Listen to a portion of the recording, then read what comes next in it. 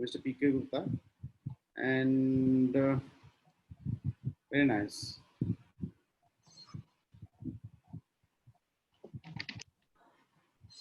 So, since unfortunately I can't make you host,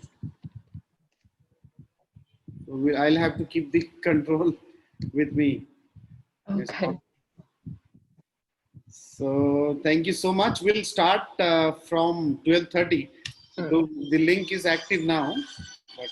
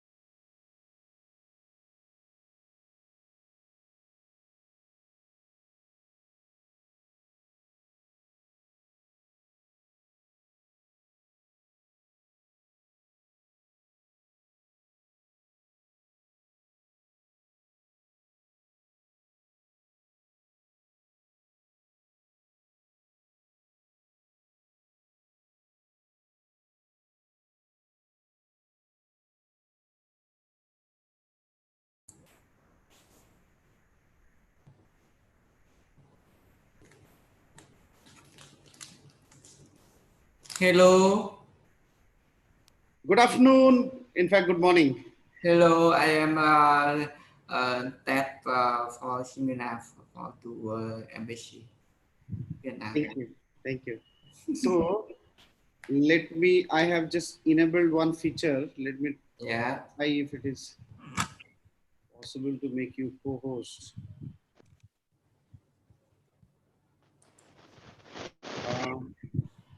Asif save कर दिया? Yeah. I listening. I want to make you co-host, but I'm just reactivating this thing. Just, Yeah. Akram? yeah. Me? Oh, Miss Lan, how are you? Good afternoon, and good morning. I'm fine. So nice to see you, but I can't see you though. Yes, I can Yes, see. yes, now you can see me. Thank you so much.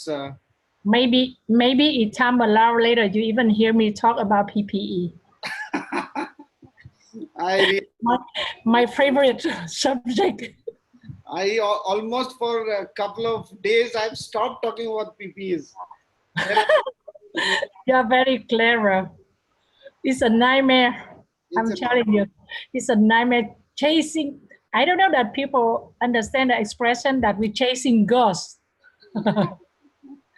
I don't know how you manage so these things like late night, early morning, and what is going on. Like life is completely out of routine. Exactly. You cannot understand that because you are journalists. Why we are the medical workers, you see? Absolutely. Even have no COVID. We live like that already. Working by day, be a hotline by night, sleep with the phone. Crazy. I mean, totally crazy. No, very bad. Delirious.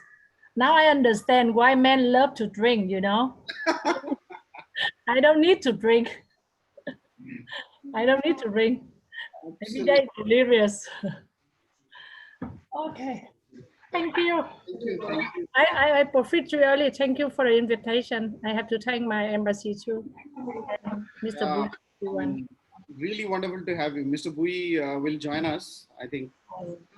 Yeah. I am just trying to activate some features and some, but I'm solving some technical things. I'll just be back. Yeah. Okay.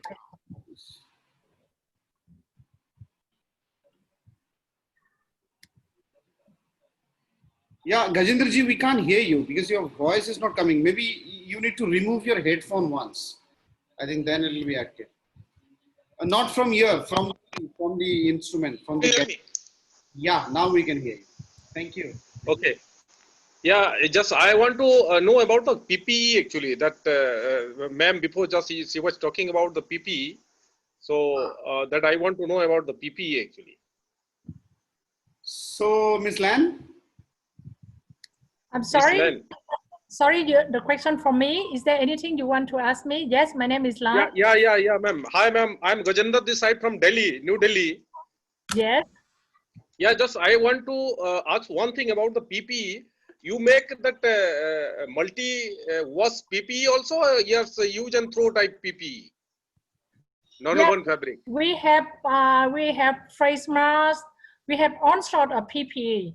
We have face mask. We have ground 3-layer, 4-layer face mask. We have a K KN95. We have a PPE.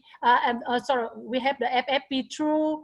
I mean for the ground, medical ground. You know, medical ground. We have on the way from the very simple isolation on the way up to IM. AAMI level 3 on the way, level 2, level 3, yes, equivalent. So we do have that. We have the PC. I think that I'm very lucky. I mean that you know that Vietnam is not the biggest, still after China and India. Vietnam is a third, I mean, in terms of medical equipments. And However, Vietnam is the second largest exporting PPE in Southeast Asia, and and during the COVID, you know, the COVID, Vietnam were very successful in controlling the disease. So while many all other countries are struggling to find the PPE products to import for their healthcare needs in the country, there are only 2 countries able to do the exporting is Vietnam and Thailand. Yeah, actually they are export more than they import. Vietnam still import the medical device to the country, but the medical device that we are bringing from the very high-end country like Japan, like US, like Germany, you know, the equipment that they imported, mainly the machine, the big machines like X-ray, MRI for hospitals. Yeah. Make multiple washable PPE also, and whatever fabric that is non-woven or Yes, correct. woven. Yes, That I want to know. we have the disposal. They have 3 layers: medical, non-medical face mask. We also have the Google that and then we also have the nano face mask as well. Yeah. We have. I'm working with many of importers and many buyers from India. India, okay. Yeah, buying from us. I think that those who are in PPE trading at the moment, they do know that we have. Mr. Krupesh, welcome. Thank you for joining in the morning. Sorry, Ms. Lan, I just want to welcome all of our speakers. Yeah. Thank you. Thank you. So we'll start on time, like 12:30. But before that, we are just doing some discussion and networking. No issue. No issue. Okay. Okay. Welcome. Yeah, Ms. Lan, yeah, you can continue. Yes. No, I'm okay. I'm sure okay. I'm here to serve you. Any questions? Yeah. Yes. I'm saying I'm very honored to be here and make a point that I should come here to this discussion today because we have a lot of things to talk about: medical device, Absolutely. PPE, and then the textile. We should link everything together. Yeah.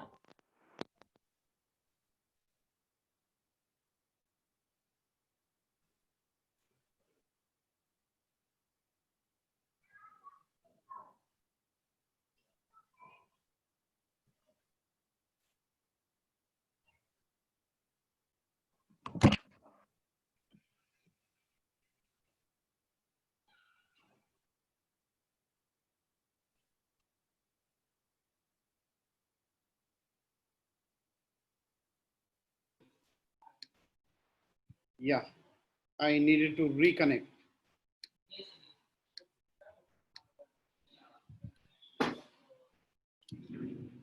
वो उन लोगों के दे रहा है जिसके setting करने के बाद ज्वाइन करेंगे.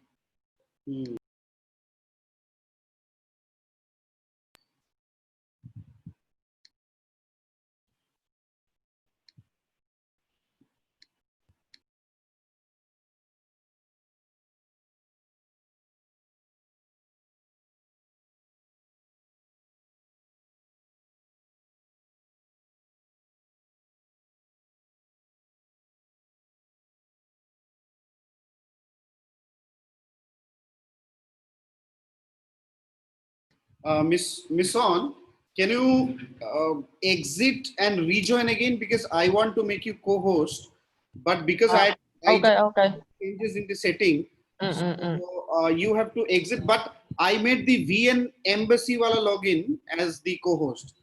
So the gentleman, VNEMB is ambassador oh, account. the ambassador is the co-host. Yes. Yeah. So I will make you co-host. You exit and rejoin again, because I have done. Let me exist. Please.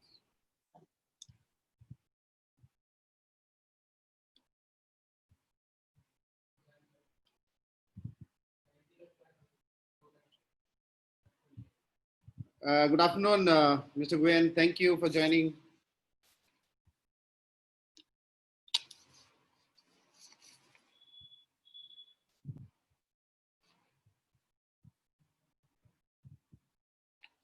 Can you hear us, Mr. Nguyen?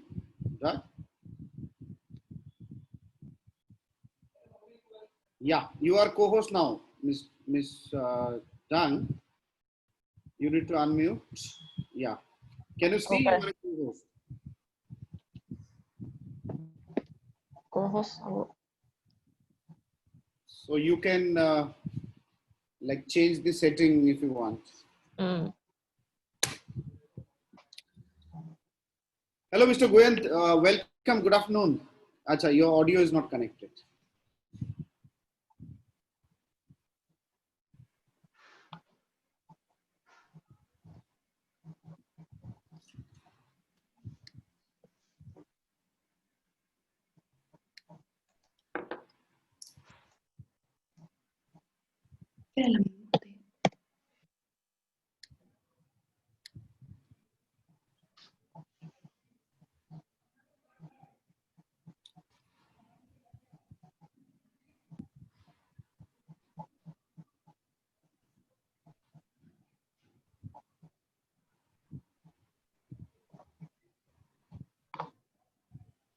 Hello.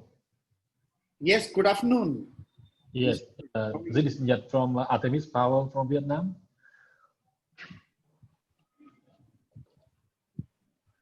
Yeah, thank you. Thank you for joining. Okay. So we will start at 2 p.m. Hanoi time, right? 2 p.m. Hanoi time, right? Okay. So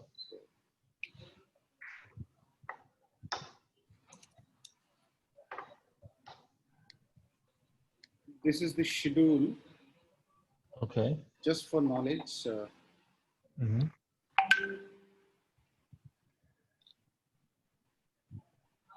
Okay.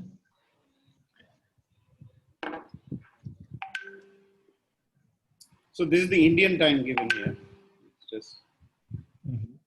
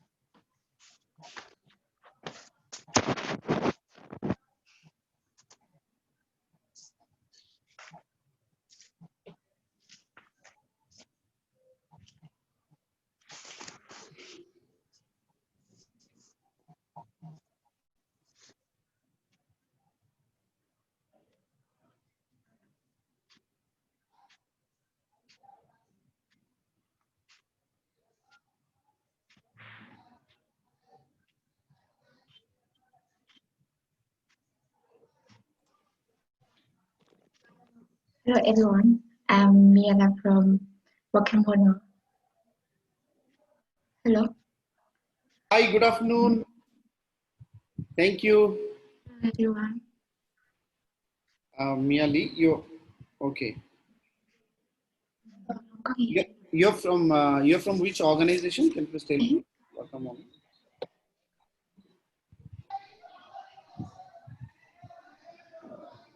Akram, they are from Wakamono.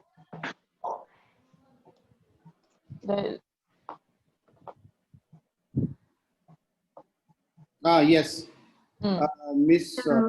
Miss Dang Hong, right? Yes, I represent my company to join this meeting. Thank you. Thank you. Thank you.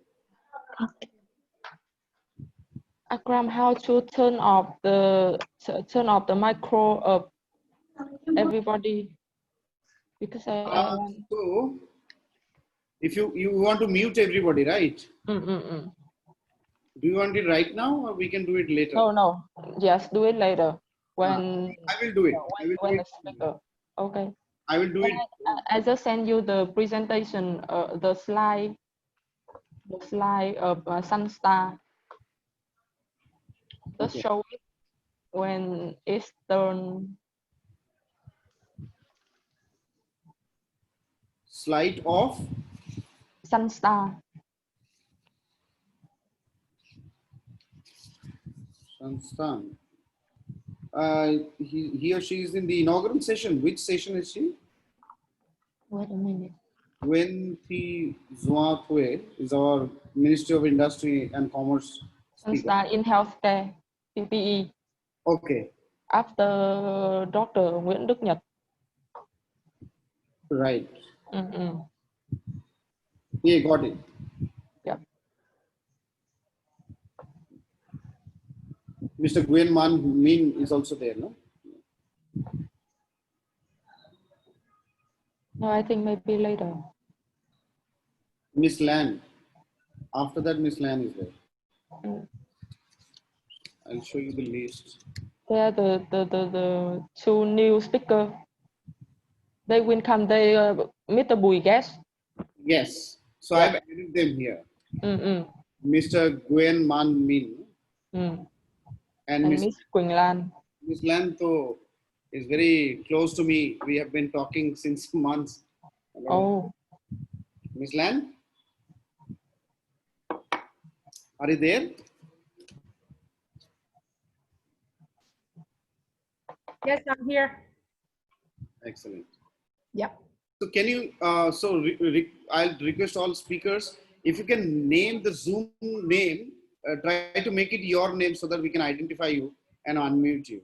So like Miss Lan, yours is Vivian H.O. So if you can. Actually, it's sorry because of when my PA she created a Zoom for me. She using my normal name, the Vivian Ho. She didn't use that my maiden name. She didn't use my Quỳnh Lan, my birth name. So I got it. I noted that your name is in. So Mia Lee will be this one. No? Wakamono. Wakamono. Is Dang. Yes, I'm here. Thank you. Thank you.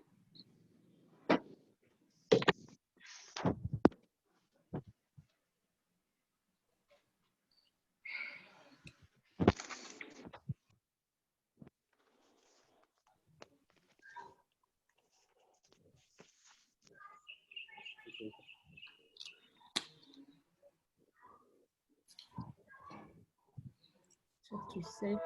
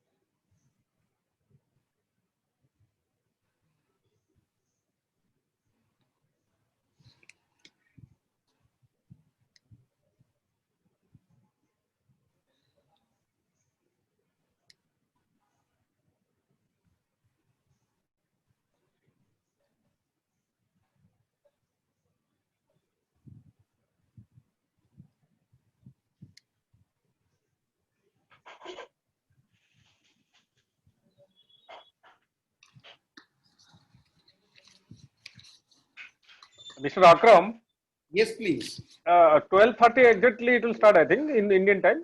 Yeah. We will start at 12:30. Okay. I'll join again in half an hour. Just give me, allow me to leave actually. After half an hour, I'll join again.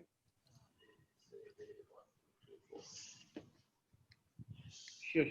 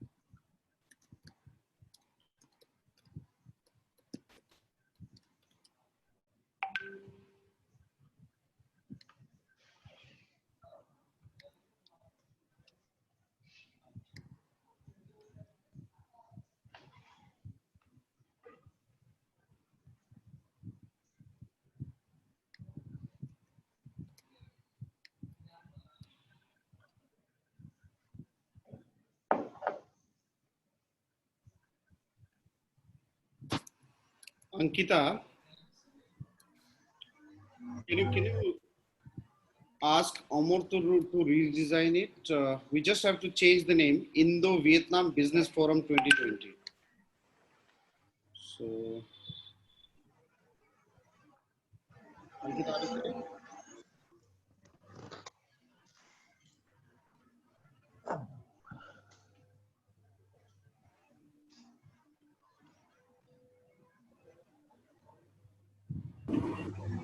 EVM से किसका phone आया number है? अच्छा ठीक है ठीक है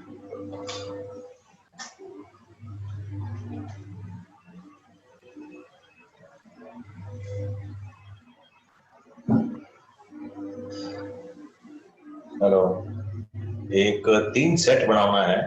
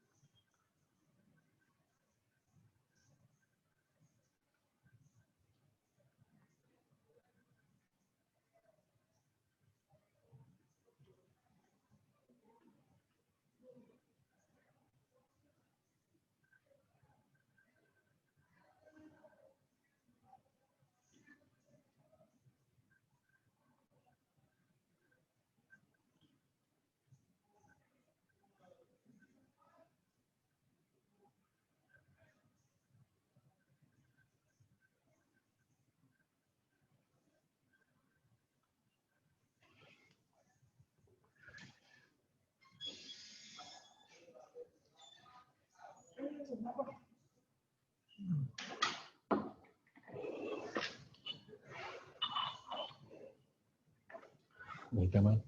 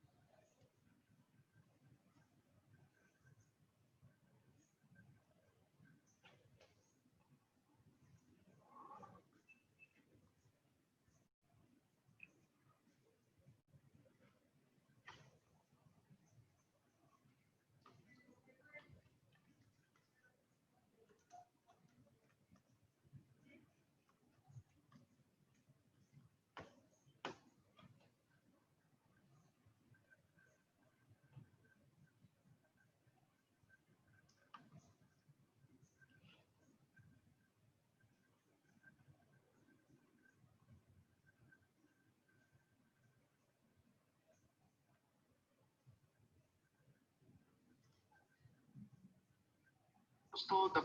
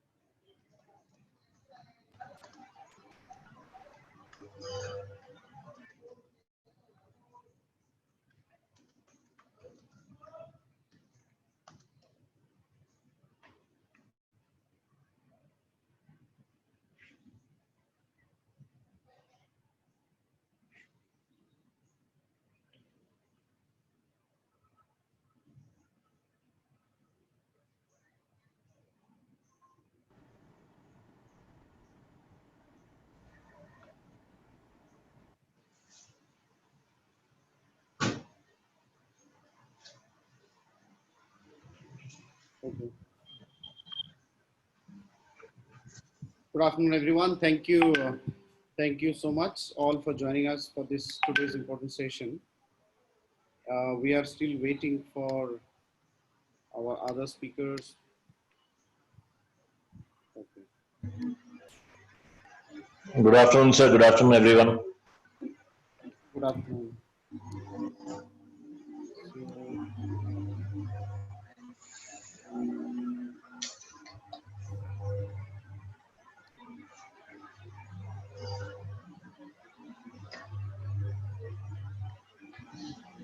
So,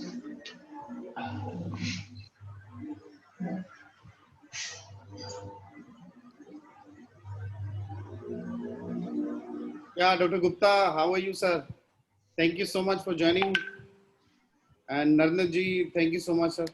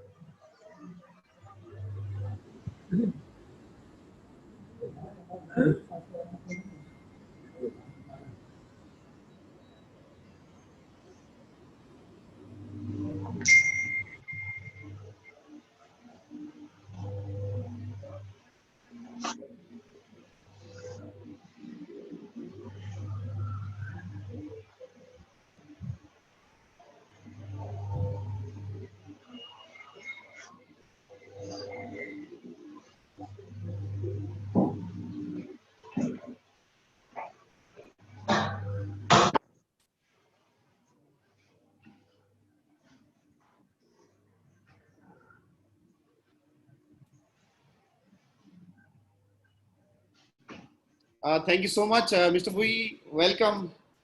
Thank you. Yeah, good afternoon, Akram. How are you? Very well. Good afternoon. How are you? Yeah, I'm also well. I'm connecting with some speaker in Vietnam now. Yes, please. Yes. Brother, how can you upgrade them to the Paranese? How can I? So this is a Zoom meeting. So everyone is a panelist here. So this is Zoom meeting. This is not a webinar. Okay.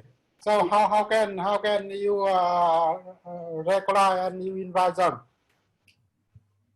No, so the link that I've given you, no, in WhatsApp. Yeah, the link. No. The thing is, even you even in case they are connected, but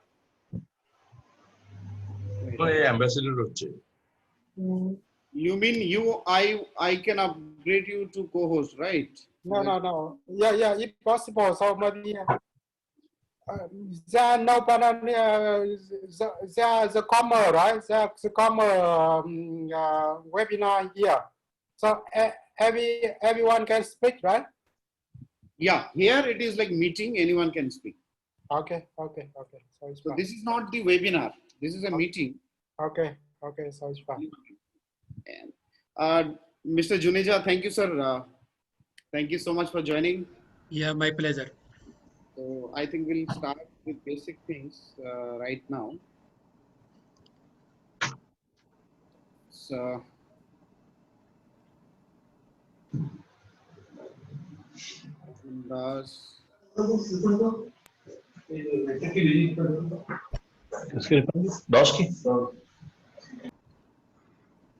this is the program structure that we have for today. I'll start with very basics. Then I think I can go ahead. Mr. Bui, are you there? Yes, Yeah. I'm here. Okay. Give me a second. I connect thing with some Vietnamese Paranese. Yes, please. So I'll start briefing about the program then, because it's 12:20, so we can start with the basic discussion. Let me just quickly. Is DCM, has DCM joined? DCM, are you there? If you can speak, Mr. Tham. DCM is joining with Accra. Yeah, DCM is here. So DCM, can you speak? Thank you so much, DCM, for joining. And DCM, can you come in video or audio?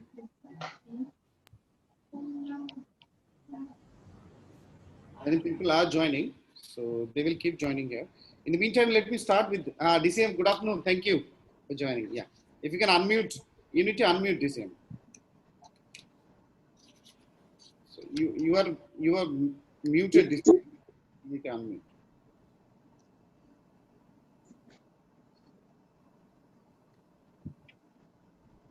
Yeah, please unmute yourself, DCM. Bật mic tắt mic anh Hải ơi. Good afternoon. Am I audible? Yeah, you are. Thank you so much, DCM. So people are joining here. Our business representatives are joining slowly. Professor K. Tyagi is also here. Thank you. Suppose you have the 7 minutes before it start, right? It's a 12. Right. Yep. That's good. And see the good number coming. Yeah, those who have joined may at least introduce themselves. Meanwhile, if it is time permits us. That's good. Yeah. I am NK Jain. I'm from Jodhpur, from ISKCON, CEO of ISKCON Surgicals Limited, manufacturing medical devices, syringes, and needles, and ophthalmics, eye surgical instruments. Jodhpur. Mr. Najandar Jain. Yeah. Thank you. So if the other participants, they can also introduce themselves. That would be very nice. Yeah, only they have to be careful about muting and unmuting their mics. That's all. Otherwise, it will be chores. I think Akram, you could do the roll call, huh? Okay, let me then start and let me set some ground rules. So already some of our speakers have joined, and I really want to thank DCM for guiding us up to here. So we are making it. This is Indo-Vietnam Business Forum actually, and we are just renaming it. I'll share in a couple of minutes. So I'll just briefly. So this webinar is organized by the Vietnam Embassy in New Delhi. And the Policy Times and Tham Viet are the co-organizers. The webinar would be chaired by the Ambassador, Excellency Pham Sanh Chau. He will be joining us soon. Dr. Hay is guiding us. The Deputy Chief of Mission is actually the executive head of the webinar. Ms. Dang is also helping us. Now, just a quick thing. The purpose of organizing this, that COVID-19, we all know, this has divided the history into two parts, pre-COVID and post-COVID. In the post-COVID, new ground rules will be set and a lot of new business opportunities will come and a lot will go out. So the purpose of this webinar is business networking. Post-COVID, we want to do. India and Vietnam are historical allies and are exploring a lot of collaborations, opportunities together in many areas. Two sectors that we have decided today to talk is textile and healthcare, PPEs, because PPEs, pharma and medical devices are the areas where there is tremendous amount of business happening across the world. And India and Vietnam both have competitive advantage of its own. And they are doing wonderful in both all these sectors, pharma, PPEs, and medical devices. We want to explore textile. Again, India and Vietnam are the top third and fourth textile hubs of the world. So in both ways, and somewhere, very fortunately or coincidentally, textile and PPEs are very connected. And we realized it's recently. So that's why we have chosen, the DCM has chosen textile and healthcare, PPEs to be together to do the sessions. Purpose is building synergy between India and Vietnam, exploring collaborations between these two countries, that how, in which area, where we can complement each other and where we can explore more opportunities, both in terms of trade and investment, because both are extremely important. So we have the chat box here. I would request all our participants to share your business profile or all queries and everything in the chat box, your coordinates like phone numbers and all in the chat. So while we discuss here in the webinar, in the chat box, we will be continuously doing exchanges of the kind of business exchanges that we do. So I would request and encourage all our participants to kindly share your queries or your profile in the chat box.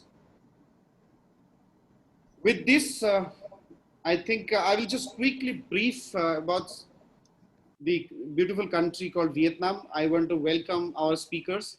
Mr. Rajiv Nath is here. Thank you so much, sir, for joining. Ms. Van Nguyen is also here.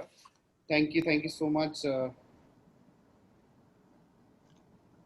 And so I'll take your names. I'll invite you when I will invite you to speak. But in the meantime, just okay. I want to welcome Excellency Ambassador Pham Sanh Chau. Excellency, thank you so much for giving us time. Namaste and welcome, Excellency. And so with your permission, Excellency, we can start the basic things. Excellency, if you can unmute. Akram, I think we still have 2 minutes to 12:30, so I think that people are coming. Right. So, yep, I think that could we have 2 minutes. Right. Thank you, DCM. So I'll just take 2 minutes to again set Sorry, can I lift the couple of things. Number one, you can kindly keep yourself in mute. Mr. Suman Sengupta, I can mute yourself all, but I wanted to keep you unmute. So by default, I'll mute everyone. And now I'm requesting Excellency to unmute yourself. And I will request all our speakers one by one to unmute themselves and speak. So a little bit about Vietnam. I have been working with the embassy and under the guidance and support of Excellency. Since last 30 years, the country, a small country in Southeast Asia, Vietnam, has done remarkable development and progress in the economic and social front. Now, the Doi Moi reforms, the economic and political reforms that took place in 1986, since then, the country, which was one of the poorest, including India, Singapore and all, has become almost a middle income country now. If you see that the per capita GDP of Vietnam has almost increased by 3 times from 2002, 2018 and 19. And what we all know, you might have, you all hear that many countries have taken millions of people out of poverty.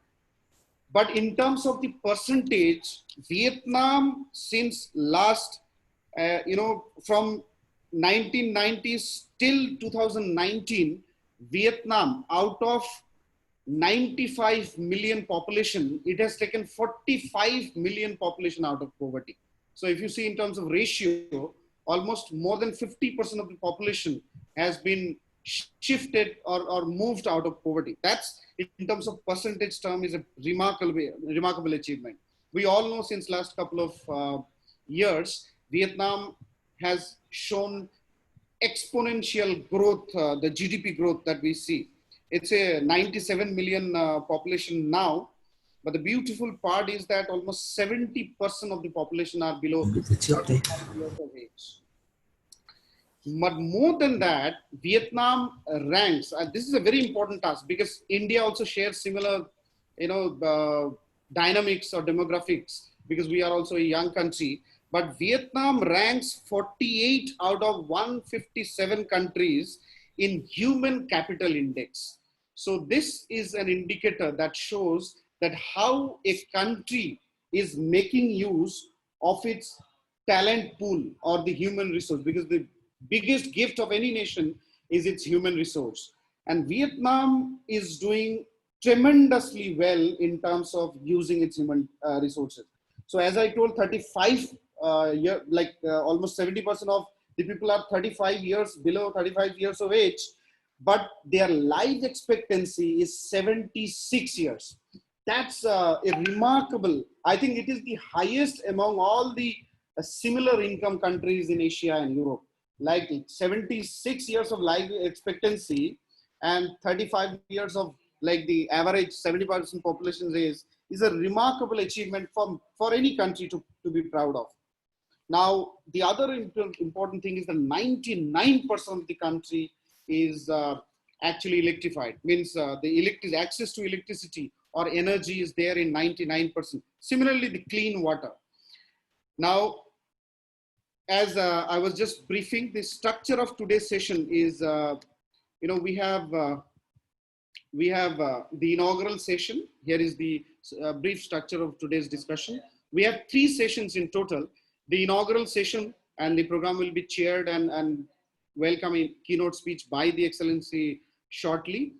Followed by, we have some eminent speakers from India and Vietnam. And the second session is on the healthcare, PPEs and medical devices. The third session is on textile, where again, we have speakers from both countries. I will tell a couple of words about Excellency Pham Sanh Chau.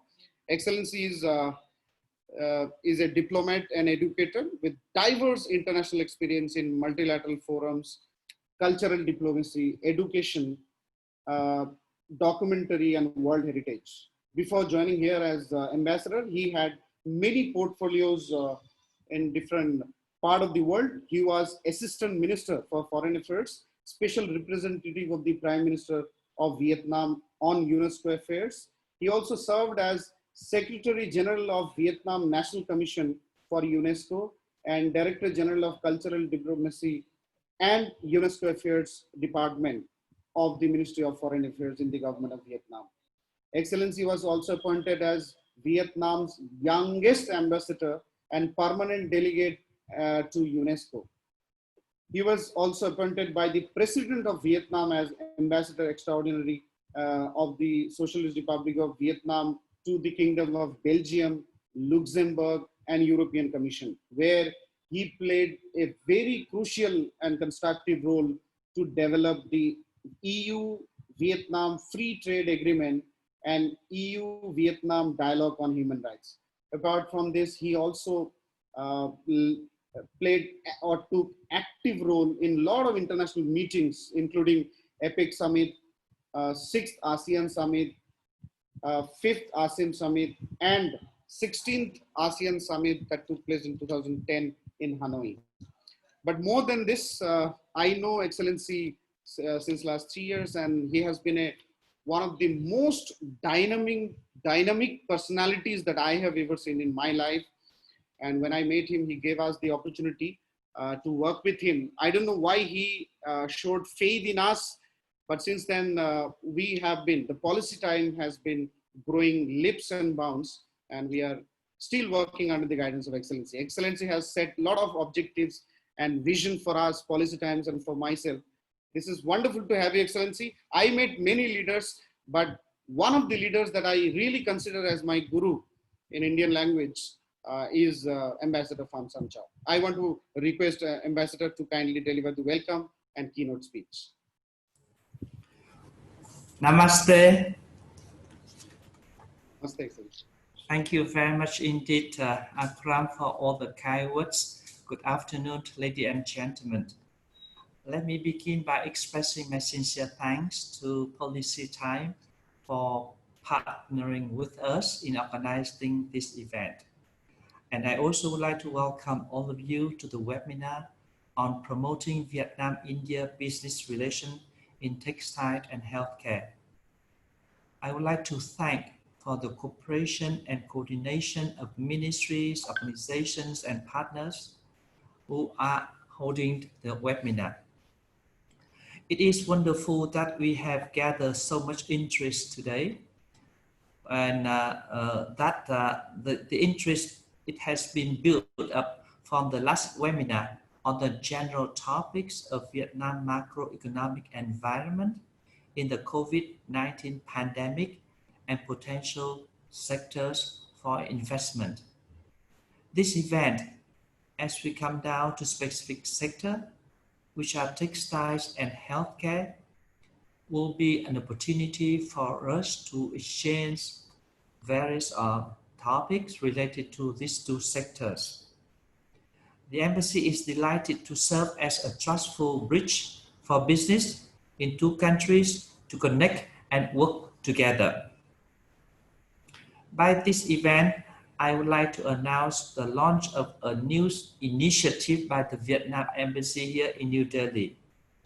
we will put forward a campaign that we call Indo-Vietnam Business Forum 2020, which is comprised of a series of events online and offline, which bring up Vietnamese and Indian business entrepreneurs in different sectors for them to know each other, to share with each other, and to connect with each other. Simply for the reasons, if we are connected and partnered, we are stronger and more competitive. Today's event is the first of the Indo-Vietnam Business Forum 2020. With this, we are preparing for the post-COVID-19 economic boom in our both countries and beyond. Dear participants, we are living in an extraordinary time. The latest reports on economic performance of our both countries and of the world at large are not encouraging at all. Or the right word would be depressing. It shows the magnitude and severity of the impact of a very tiny virus, COVID-19. We are also witnessing a sea change in the political landscape, with great power rivalry now dominating regional politics. Trade wars and decoupling, tensions and friction spread from security to economy. Supply chains are also facing new challenges, and global trade is severely hurt. All these turbulences show how vulnerable we are and how resilient the economy is. Still, I strongly believe that our both countries will survive the test and will strive as both are hardworking and responsible nations. India is working on its self-reliant mission, and Vietnam is also working to strengthen its supporting industries, which are key sectors for our respective economy. COVID-19 certainly affected bilateral trades as well as regional and global trade. However, this is not an opportunity to foster bilateral relations in the changing global supply chains context. Vietnam will control the pandemic with just over 1,000 infections and 35 deaths.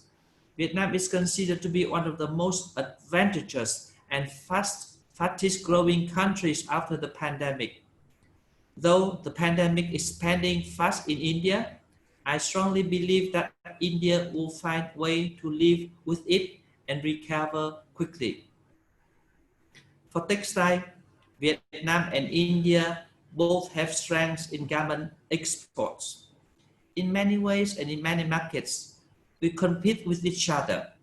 But for other perspectives, we are partners to avoid the race to the bottom, and in the supply chains who can work with each other to complement each other. With the highly developed fiber and fabric industry, we can produce most of the fabrics and material for the garment industries currently on the market. India can be a source of quality fabrics and fiber for Vietnam and help to improve Vietnam's competitiveness in the international market. In the first 7 months of 2020, Vietnam's import of cotton, fabric, raw materials for textile, garment, leather, and shoes increased sharply when the supply of raw material coming from China was affected by the COVID-19 pandemic. Vietnam has imported nearly 200 million US dollars of those goods from India, in which cotton import increases suddenly from 3.8 million US dollars in June 2020 to 13.7 million US dollars in July 2020. In addition, India is also an attractive and large market for Vietnamese textile and garment enterprises, with a total size of the Indian textile and garment industry reaching about 140 billion US dollars, of which the domestic market reaches 100 billion US dollars and export worth 40 billion US dollars. For healthcare, we could also be a good, reliable partners. Along with the dynamic and rapidly growing economy, GDP and healthcare demand of Vietnam also increased. Vietnam consumes an average of 60,000 tons of pharmaceutical product every year. India currently ranks 3rd and 14th globally in pharmaceutical volume and value, respectively. Leading Indian pharmaceutical companies have received international certificates from the US, the EU, and Australia. The manufacturing of medical devices, surgical equipment, and pharmaceutical machines in India have been thriving. The size of Indian medical equipment market is currently valued at 5 billion and expected to reach 11 billion in 2022. In addition to the finished product, India also supplies pharmaceutical raw material to Vietnamese market. Medicines and raw material imported from India are sold at a reasonable price, meeting the diverse needs of Vietnamese people, especially those in the remote area. Therefore, the possibility of cooperation between Vietnamese and Indian business in the pharmaceutical industries is large. Healthcare now is attracting global attention in the context of COVID-19 outbreak. With the experience and capacities of India, Vietnam wishes to seek opportunity to cooperate with India in producing COVID-19 vaccine prevention. I'm not an expert in the field, but I'm sure that a lot of opportunities are lying ahead if we think together, if we work together, and if we connect with each other. Together, Vietnam and other countries, especially India, could build up reliable supply chain in key sectors, which will help secure our bright future. However, our role is more confined to creating the environment and the bridges for connectiveness. This is the role of the business and entrepreneur to work out detailed partnership and plan for bring up concrete projects. With that in mind, I do hope that you have the opportunity at this forum to discuss and to share your views, your needs, and your capacity to provide goods and services, so that all of us will be able to match up and link up with each other. With that, I thank you very much, and I wish for the first event of this series of Indo-Pacific Business Indo-Vietnam Business Forum 2020 a great success. Thank you very much. Back to you, Mr. M. Thank you so much, Excellency, for the enlightening speech and welcome remarks. We always get enriched and enlightened with your thoughts and ideas. With this, I want to welcome and request our very special guest for the special address, Ms. Nguyen Thuy. May I request you to kindly deliver this special address? You have to unmute, ma'am. I unmuted you. So yeah, sorry, again. Okay, thank you very much. My name is Thuy and I'm from the Vietnam Industrial Agency that belongs to the Ministry of Industry and Trade. And on behalf of the PIA, I would like to share some information about the general information about Vietnam textile and garment industry. I focused on three contents that requested by the embassy, Vietnam embassy. The first is about the general information about Vietnam industry, textile and garment industry. And second is about the some kind of the obstacle, advantage and disadvantage of the sector. And the third is about the direction of the sector in the future and the possibility of to strengthen the cooperation between India and Vietnam in textile and garment industry. You may know that in Vietnam, textile and garment in the long term, it plays very important roles in social economic development. It create jobs and it help the country to shift the economic structure into more developed and more industrialized. in terms of job creation, the sector create about one-fourth of employment in manufacturing sector. So it's very important. And in terms of manufacturing value added, it contribute around 10%. So it's also important. And you see, and in terms of export, before Samsung's coming to Vietnam, textile and garment always ranked first in export sector. But until 2012, when Samsung invests in Vietnam and it become the most exported sector, electric become the highest export sector, and textile and garment ranked second. Annually, the export of Vietnam is about more than 30 billion US dollar. And in the world, Vietnam ranked third in export of textile and garment after China and Bangladesh. So that is the general information, and by that data you can see how important of the sector in the Vietnam economy and the social. So currently, of course, even it is important sector, but we also face some difficulty. I think because of COVID-19, you see all the sector, all the country face problems of the disconnected global value chains, and the textile and garment of Vietnam is not accepted. Because in Vietnam, even we are very it has good performance in export, but it also depends a lot on the imported inputs, especially the fabric. And that is kind of an obstacle for Vietnam when we have the CPTPP and EVFTA, because these two FTA, it requires very strict rule of origin.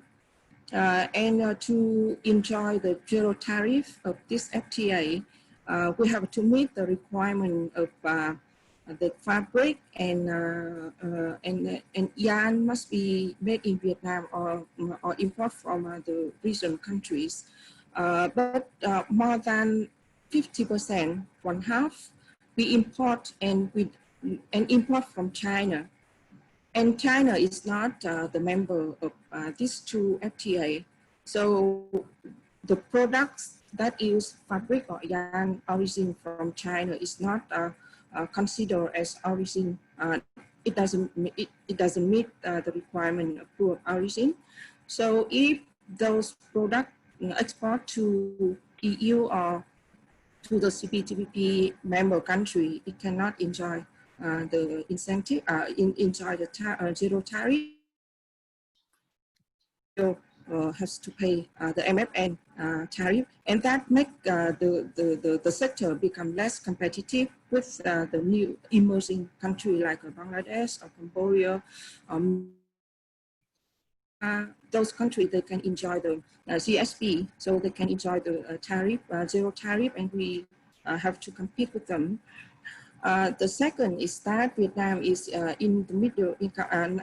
We are now in the middle income country, and the wage is rising, and the sector also have to compete with emerging sector like electronics and other.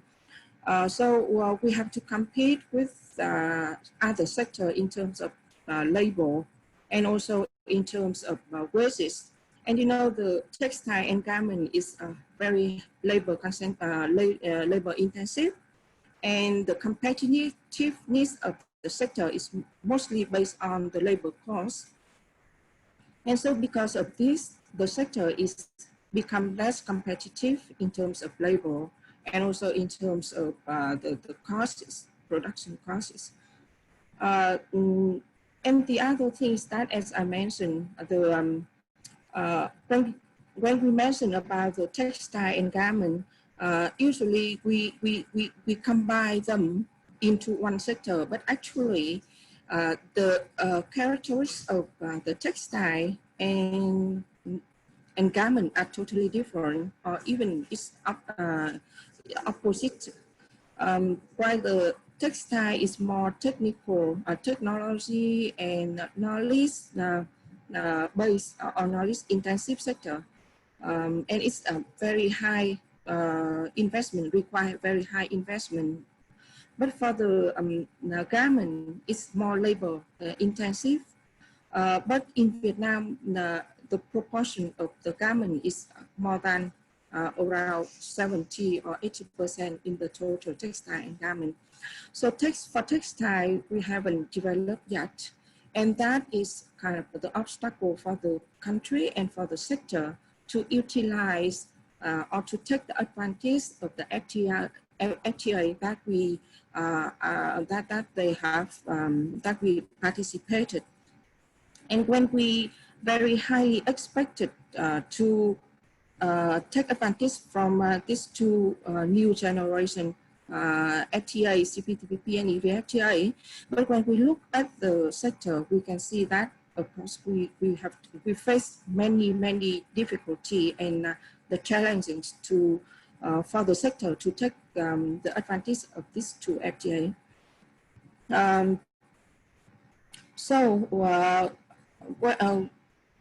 We realize this difficulty and challenges. So we currently, the Ministry of Industry and Trade, we are now initiate on drafting the strategy for textile and garment and footwear in next 10 years. And what we try is to see the we want to move the sector in more sustainable and more competitive way. And we try to maintain the sector in Vietnam by attract the investment in textile, I mean the fabric and yarn, and because by increasing the origin textile in Vietnam, we can utilize better the FTAs.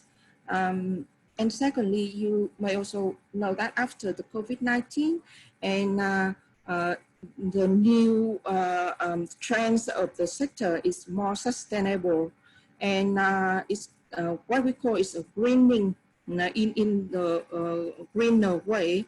So we're also looking for the more sustainable and cleaner development of the sector by encouraging either the FTA or the local investment in the new technology that is more sustainable, energy saving and water saving. And the opportunity for the India and Vietnam, I think, because India, you also very strong in textile and garment, especially in textile sector, and you almost also have the technology, even the R&D in textile, and I think that also is to go in line with the direction of the Vietnamese government in FDI attraction. Yeah, I think my time is already almost finished, so I think I can stop my presentation here. And if you have any question, we are happy to respond to your question. Thank you very much for listening. Thank you, Ms. Thuy, the representative from the Ministry of Industry and Commerce, Government of Vietnam, for giving a comprehensive view about the sectoral development and policy perspective from Vietnam. Thank you so much. With this, we have three very important speakers from three different domains. One, I think from textile as well as from healthcare, we have very eminent speakers from India and Vietnam both. Just for the inaugural session, we have two very important speakers. I want to introduce them and welcome. We have one speaker from Vietnam. She will join soon. Mr. Rajiv Nath is founder and forum coordinator, Association of Indian Medical Devices Industry, and Mr. Ashok Juneja, who is a national president of Textile Association of India, giving perspective from both from the textile as well as from the medical devices as well as PPEs perspective. I want to request, so because we have very eminent speakers, but more than that, we have all the top companies joining us from India and Vietnam. So we will keep these speeches short and we will lead to more of interaction and discussion in the format. So I would request Mr. Rajiv Nath, the founder and forum coordinator of Association of Indian Medical Devices Industry, kindly make your remarks. So that, I will be really grateful, sir, if you can limit within the time. Mr. Rajiv Nath, if you are there, let me just unmute yourself, I think. Sir, can you unmute yourself? You need to unmute again, sir. Yeah. Thank you, Mr. Akram, for the nice introduction. I very much appreciate the kind and warm welcome given by His Excellency Ambassador Chau and the very interesting insights for the strategy which can be played has been explained by Ambassador Chau and Ms. Huang regarding how both the countries need to complement and work together in cooperation and need not compete with each other. It's a huge global market, and I agree. Is it possible, Mr. Akram, to kindly allow me to do the screen sharing? You'll have to enable that. Mr. Akram? Yes, yes, please. Okay. Yes, sir, please go on. I can see. Share my screen so it's disabled. Okay, okay. You have to enable me. Because, okay. Can you share now? Yes, I can. Thank you.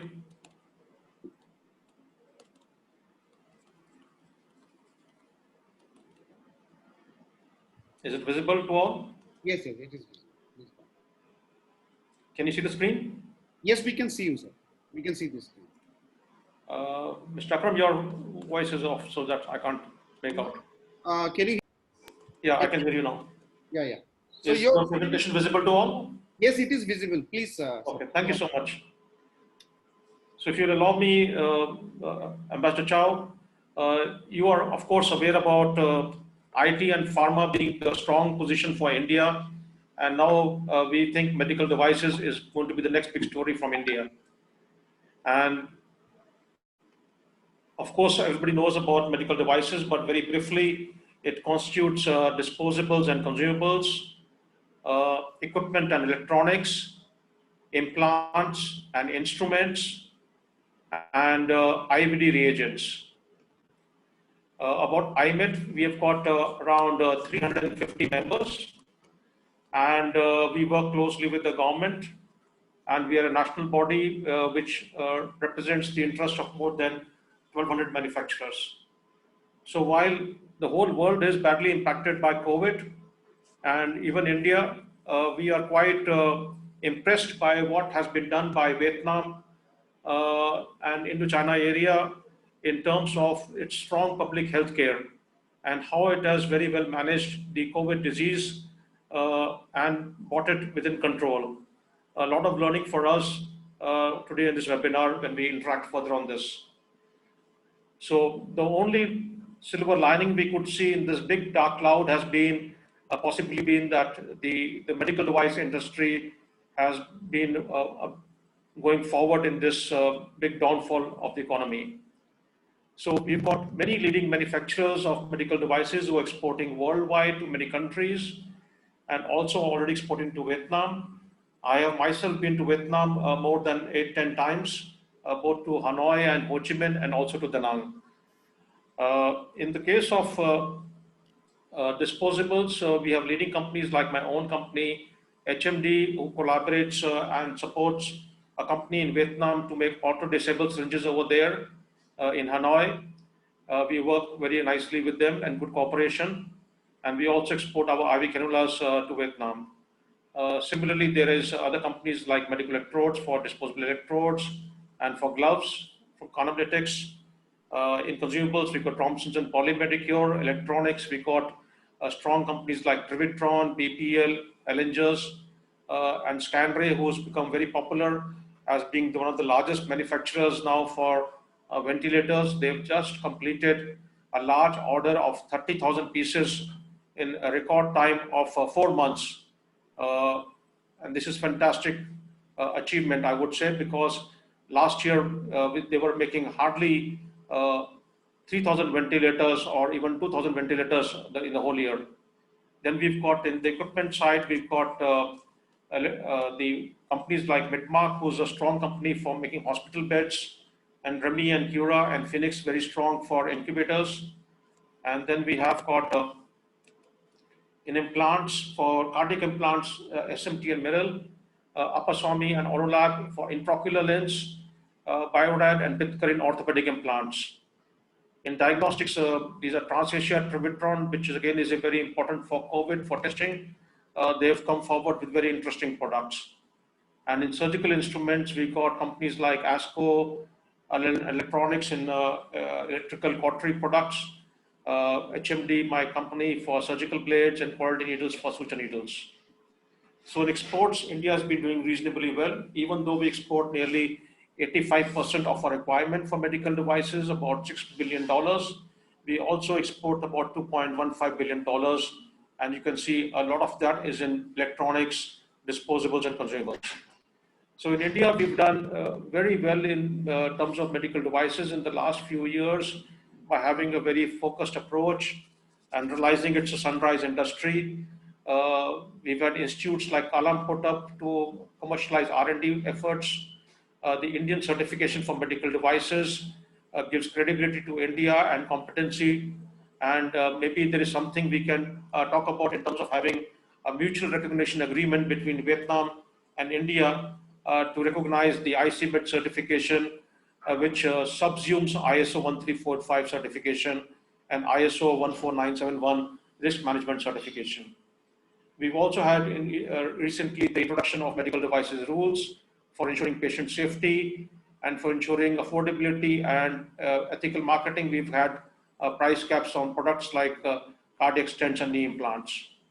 Additionally, medical device parks have been established in south of India, in Hyderabad and Visakhapatnam, and much more are coming up in the next couple of years in North India and in South India. So everybody in the world has been talking about India's achievements in the last 4-5 months when the supply chains were disrupted and people realized that they were overly dependent upon a country like China. And people wanted alternative supply sources. That's where Vietnam and India stepped in for products like PPE. So while American companies supplied the PPE textiles to Vietnam to get the product fabricated over there and imported back by air, in India we have worked with the manufacturers to make the raw materials within the country and make specifications of these products within the country.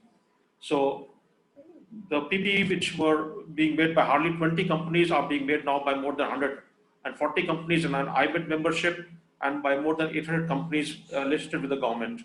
Similarly, for N95 masks, there are now nearly 40 manufacturers listed with IMET, making more than 800 million pieces per year. And in the case of masks, surgical masks, more than 3.5 billion pieces per year. In the case of diagnostic kits, which Vietnam can look at from importing from India, India produces more than 1.5 billion PCR kits from 8 manufacturers and more than 3.8 billion VTM tubes for sample checking from 10 manufacturers. So in India, we have been inviting various companies from Japan, from Italy and Germany to invest in India, and whether for collaborations or joint ventures or putting their own FDI factories. And we can see as to how to use these plants over here to supply to you in Vietnam. So what we've done right is making sure that patient safety issues are being addressed. The rules are separated in India between devices and drugs. And the next step we are seeking is similar as a law on the lines of Europe to have it separate from drugs also in India. So you can be assured of the quality and patient safety products from India. whether ventilators or PPE or syringes or IV cannulas or incubators or masks for that matter. So we look forward to working with you, and thank you very much. If you want to reach out to any Indian company, feel free to contact us, and we can provide the bridge role to give you the names of the manufacturers for that particular product category. Thank you very much. Thank you so much, Mr. Nath, for actually timely presentation. It has been wonderful. Like, you finished on time. I'm really thankful.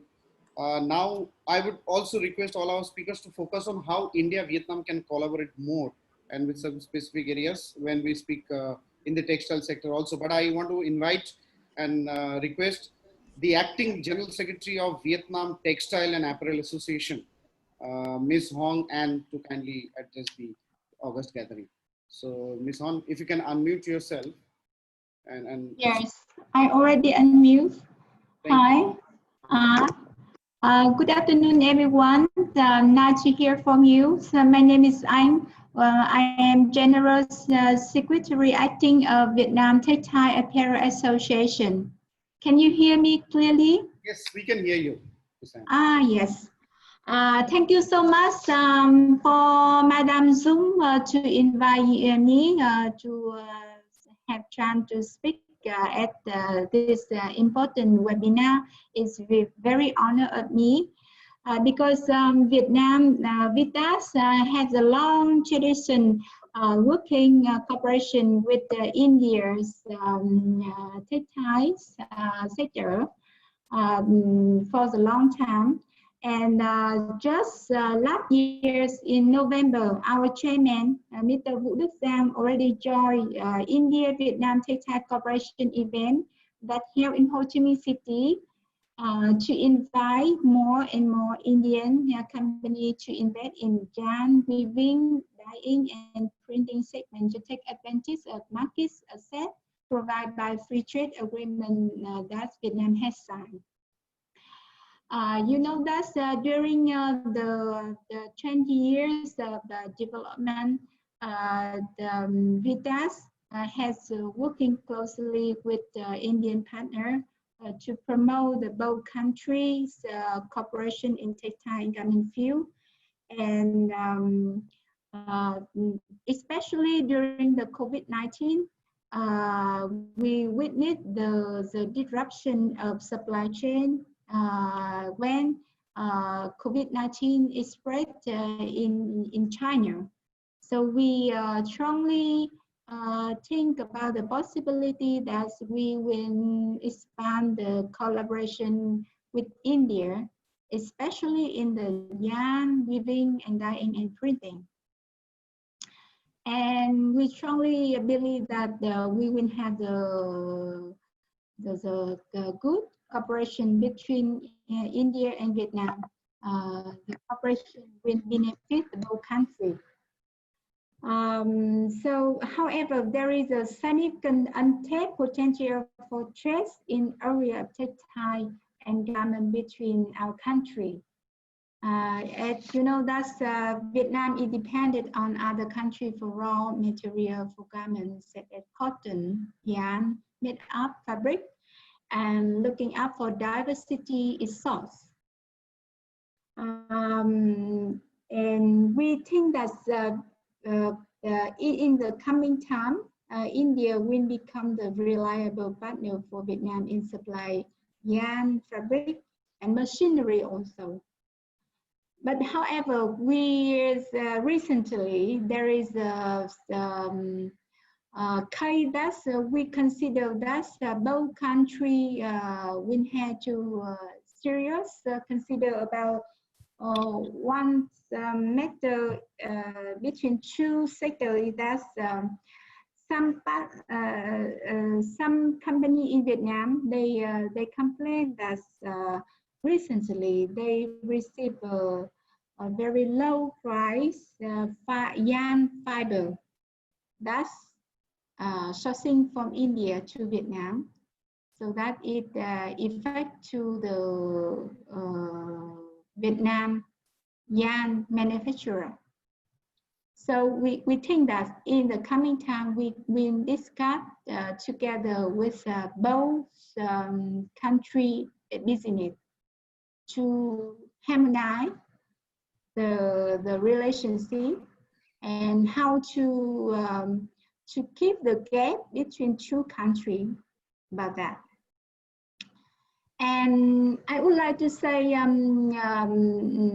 thank you to the Embassy of India in Vietnam, who already created many trend of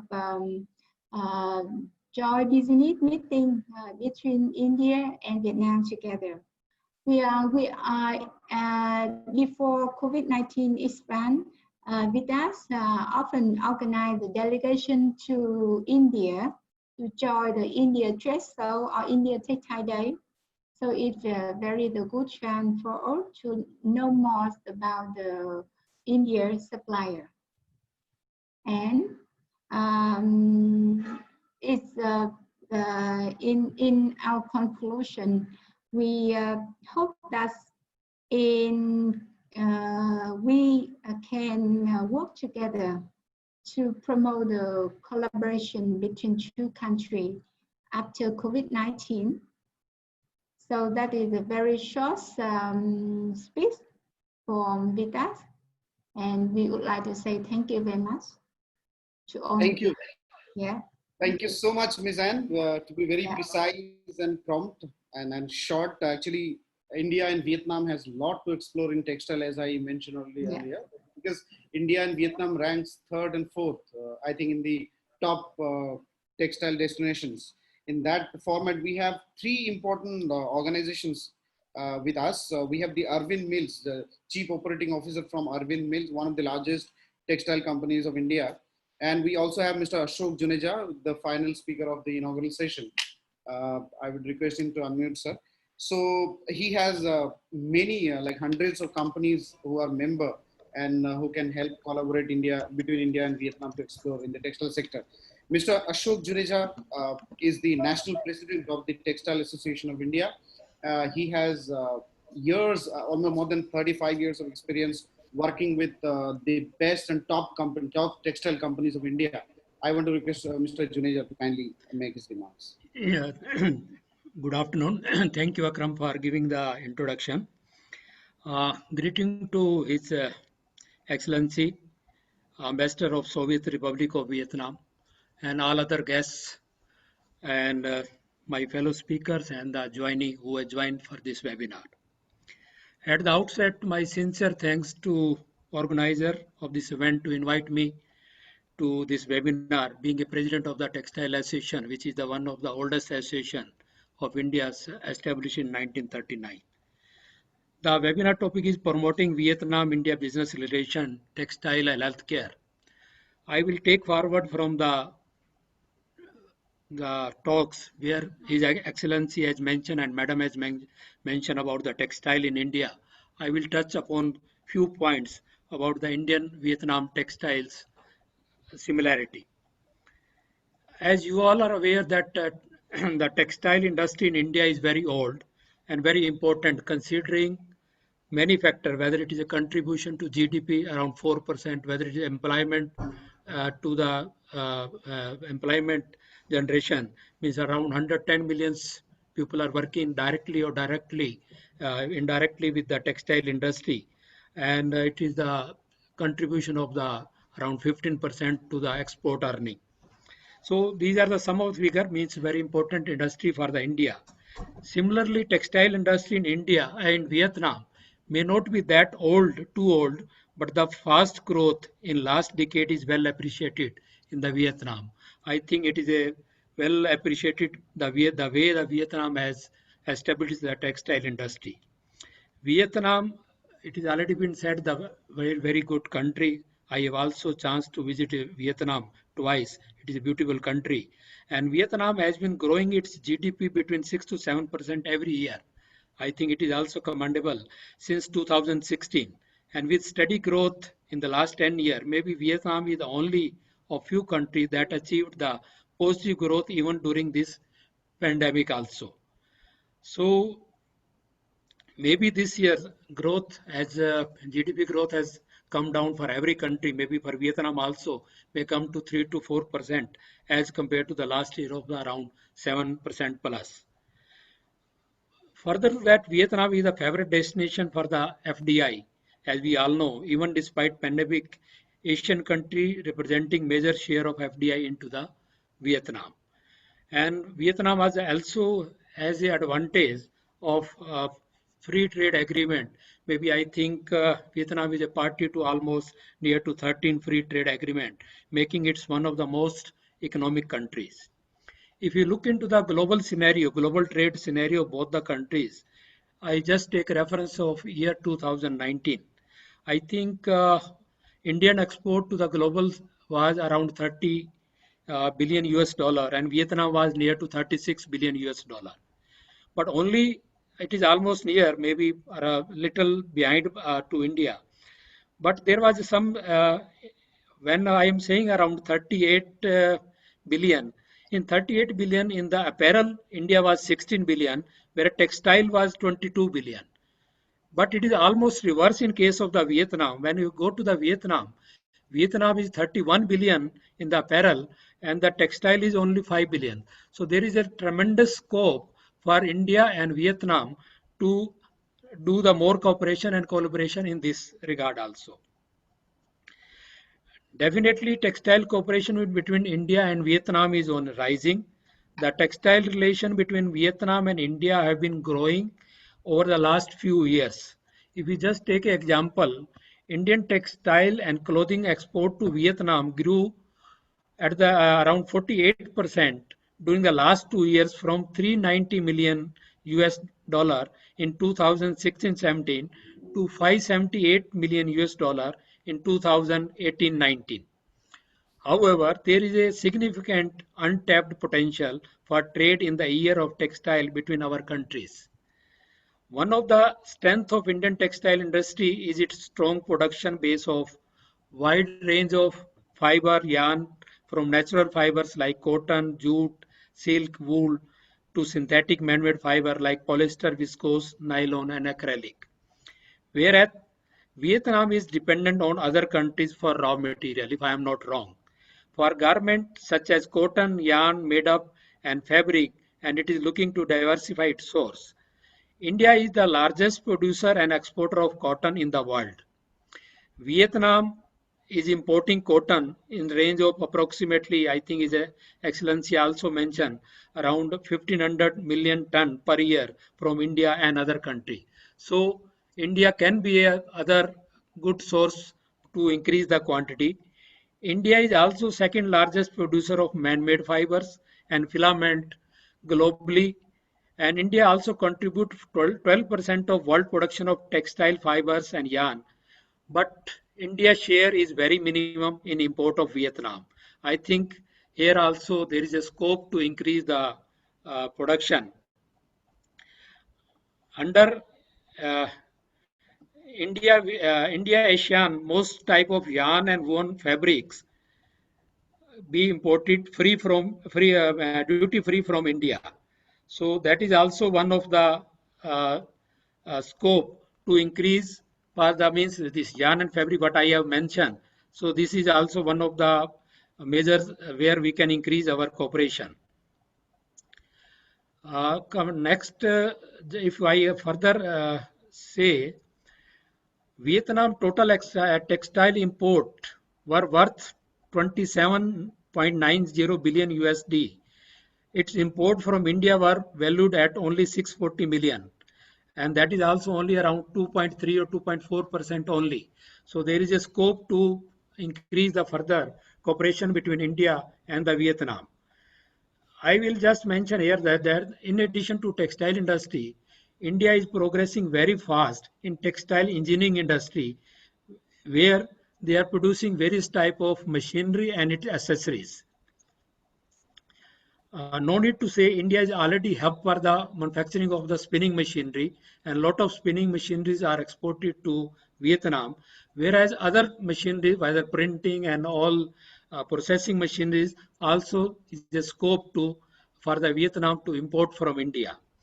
And looking into that, there are definitely India is in a position to export various type of the spare parts or accessories for the spinning for all type of machinery.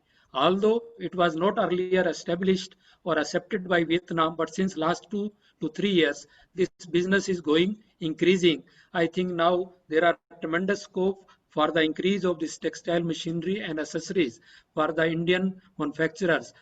When I am saying accessories, there are a lot of accessories for the spinning, whether it is coats apron or spinning tube or utility item. So that can be increased.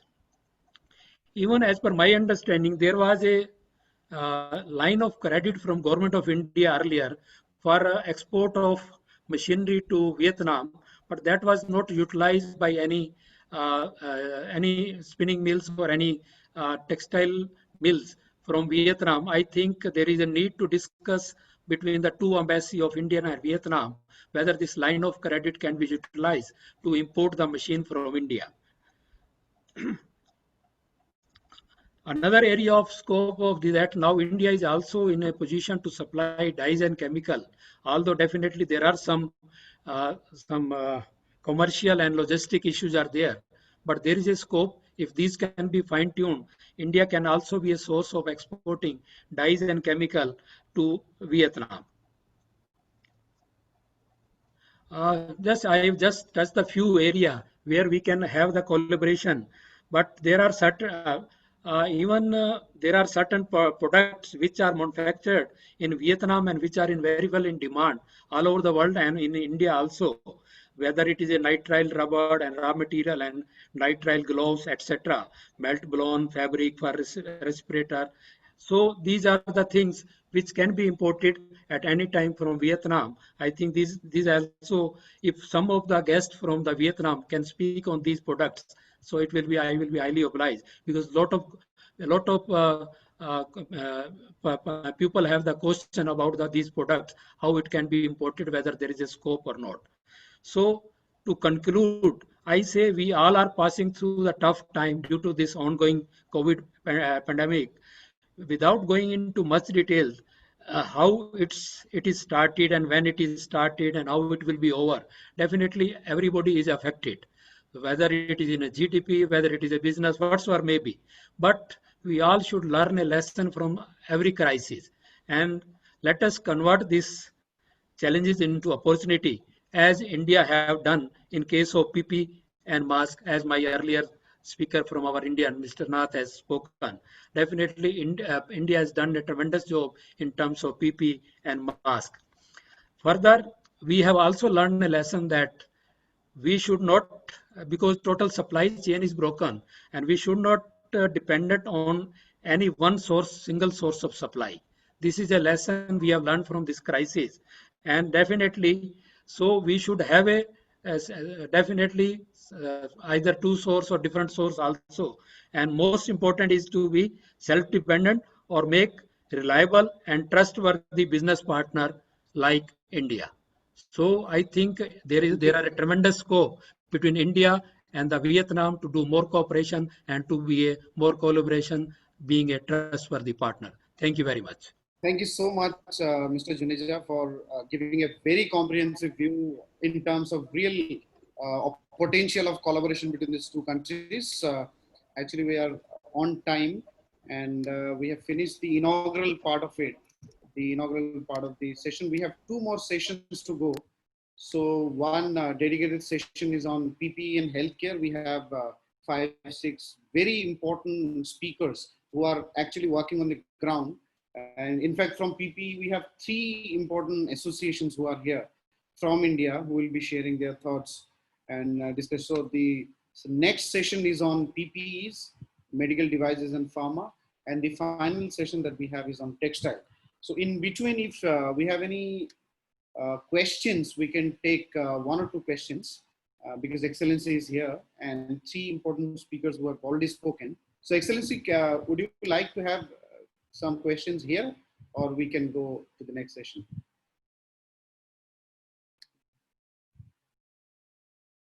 I think we can go to the next session. Okay, sure, Excellency. Then I want to invite our speakers for the next session. Mr. P.K. Gupta is a veteran, actually professional and businessman in the pharma sector. Sir, if you can unmute yourself. He is the president of Belco Pharma and also chairman of the Confederation of Indian Pharmaceutical Industry. So from the pharma sector, we have invited him. We also have a very important speaker who is also working directly, Mr. Sanjeev Relhan, chairman of the Preventive Wear Manufacturers Association of India, and clubbing all the three associations we have with Mr. Rajiv Nath's Association of Indian Medical Devices Industry. We have the prominent MSMEs and large-scale companies of India working in the field of pharma. I want to invite, so we are into the second session. It is on healthcare and PPEs. I want to invite Mr. P.K. Gupta to kindly make his remarks. I have a couple of points that we are short of time, and I want short speeches because Excellency doesn't like long speeches, followed by a lot of interaction because we want to do a lot of interaction between us. Thank you so much. Over to Mr. P.K. Gupta. Thank you very much, sir. Honorable Mr. Chau, Ambassador of the Socialist Republic of Vietnam, respected guests from Vietnam, my dear colleagues, ladies and gentlemen, good afternoon. The pharmaceutical industry of India, one of the largest and most advanced among the developing countries. The process of economic liberalization has brought an environmental change in the pharmaceutical industry of India, whereas in the domestic front, the country has virtually reached 100% self-sufficient in essential drugs and 90% in the bulk drugs. It is a true fact that pharmaceutical industry has grown by leaps and bounds in the past few years, and this industry continuously showing the growth rate of 15 to 20%, which is higher to any other industry. The Indian pharmaceutical industry, driven by knowledge, skill, low production cost, and international quality products. There are more than 7,000 units operating in the country, many of them being our small-scale units. All the four sectors of Indian economy, that is public sector, foreign sector, large Indian sector, and small-scale sector, are well represented in the industry. In addition to having WHO GMP, more of Indian companies have also been getting international regulatory approvals for their plants from agencies like US FDA, MCA, UK, TGA, Australia, and MCC, South Africa. India is second after US in having more number of US FDA approved plants for generic manufacture. Many Indian companies are acquiring generic companies in US, UK, and Germany, and also tie up with their Western companies for marketing of their products. The Indian pharmaceutical industry has been producing drugs and medicine which are comparably to the best in the world. India exports both drugs and formulation to the developing percent of the world population. It produces medicine worth about 30% of the total global sales of pharmaceutical by value and 14% by volume. The country ranks in third in worldwide. Indian exports to more than 200 countries around the globe. Largest importer of Indian pharmaceuticals in US. Other major export destinations are Germany, Russia, Canada, UK, and Brazil. Every third person in the world is using Indian medicine. It is a great achievement that every third person of the world globally is using Indian medicines, and they are well affected the medicine, and the diseases are going as compared to the US and UK markets.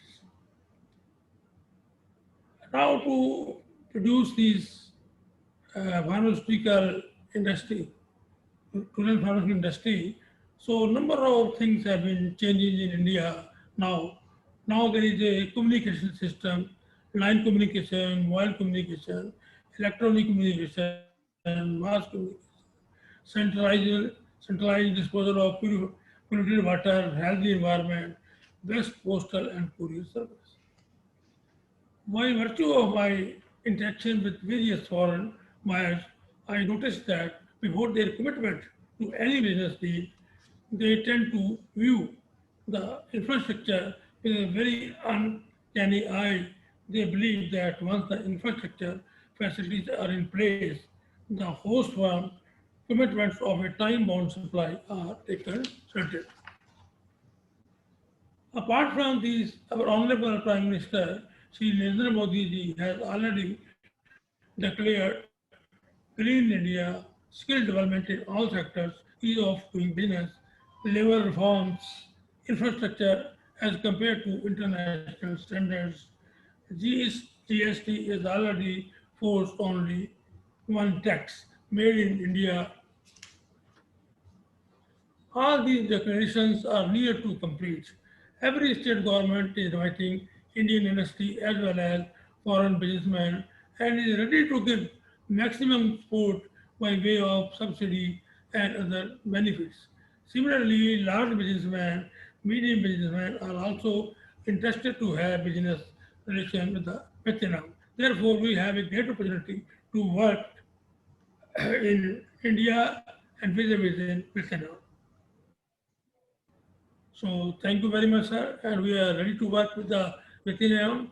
So there should be a form a policy for that, how to proceed. Thank you so much, sir, Dr. Gupta, for taking time and giving. So, thank you, sir. Thank you so much, sir. Now we have 4 important speakers on the PPEs from Vietnam, because we know that Vietnam as well as India are some of the top countries supplying the PPE kits across the world. From Vietnam, we have 4 important companies and 4 important speakers. I want to invite Dr.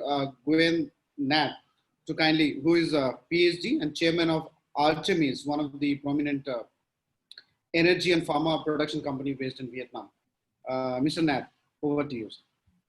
Yeah, thank you. And Your Excellency, Ambassador Pham Sanh Chau, thank you very much for inviting us. And thank you, the Policy Times and distinguished guests and partners from India and Vietnam. It is our pleasure to participate in this very honors webinars. And let me provide you with some information and some dynamics from the ground that we are, as a businessman, we are working on.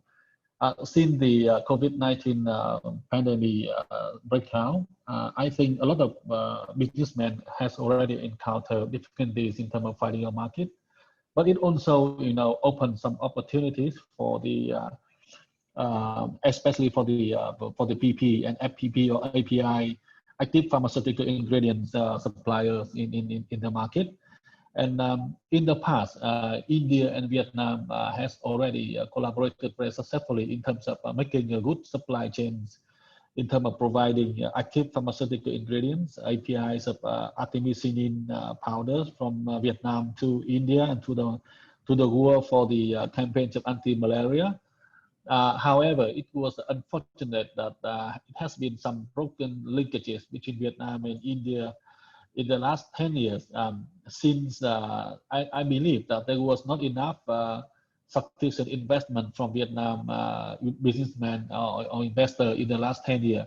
And that somewhat did not meet the requirement of the world market, Indian importer especially. That's why in the last 2 years at Artemis Power, we try to really work on the holistic approach. We try to connect the medical plan, the planting, the productions, and now we are trying to work and to find with our Indian partner to make sure that the whole supply chain has been connected. And through this webinar, we really do hope to find some good partner from India to work with us, distantly, and also may face to face right after we can connect through after the post-COVID, that we can really work out how we can make our supply and quality control to meet with your requirement. some information to share with you.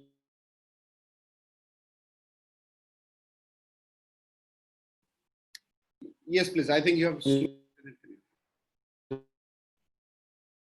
Okay. That we already prepare some kind of. Okay, sir. Can you?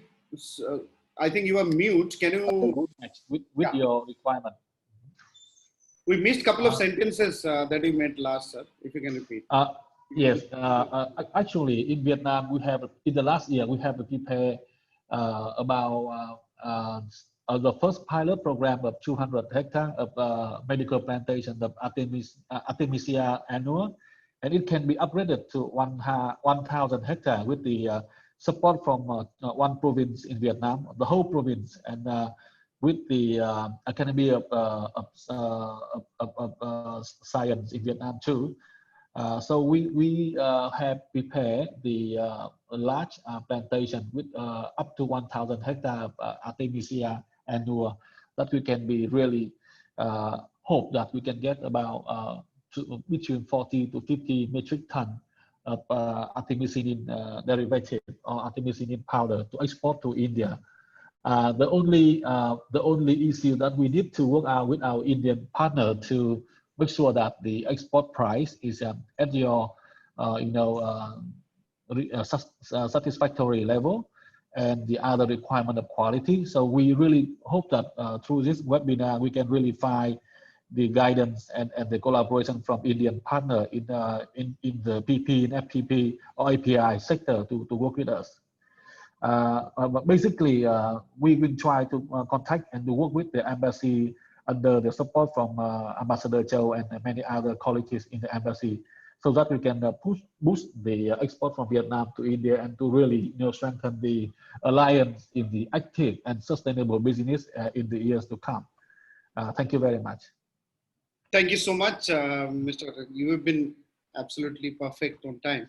I want to invite now the next company, Mr. Nguyen from Sunstar JSC. So if you can unmute yourself and speak. Sorry, I muted you again. Sorry, if you can unmute. Yeah, I can say. Good afternoon, ladies and gentlemen. My name is Wen, come from the Sunstar Stock Company, and beside me, Miss Nguyễn Thị Hương Liên. She is the co-founder and vice general director of Sunstar Stock Company. And on behalf of Miss Liên, I would like to say thank you for the Mr. Pham Sanh Chau, ambassador of Vietnam Embassy in India, and the organizer, Tâm Việt Investment and the Policy Time, for inviting and giving us occasion to introduce us about Sunstar Stock Company. And Sunstar Stock Company has started the business in the 2000s. In the 2000s by two pharmacists named Mr. Nguyễn Hữu Thắng and Miss Nguyễn Thị Hương Liên. And now we have 20 years experience in the pharmaceutical manufacturing, and now we have about more than 150 products, including drug, health supplements, cosmetic, and now the medical device, including the IVDs, sanitizer, hand gel. And now Mr. Nguyễn Hữu Thắng and Ms. Nguyễn Thị Hương Liên is the chairman and the director and vice general director of Sunstar Stock Company. Next slide, please.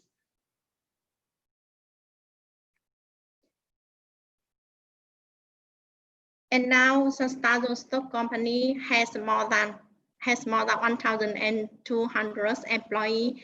It include 200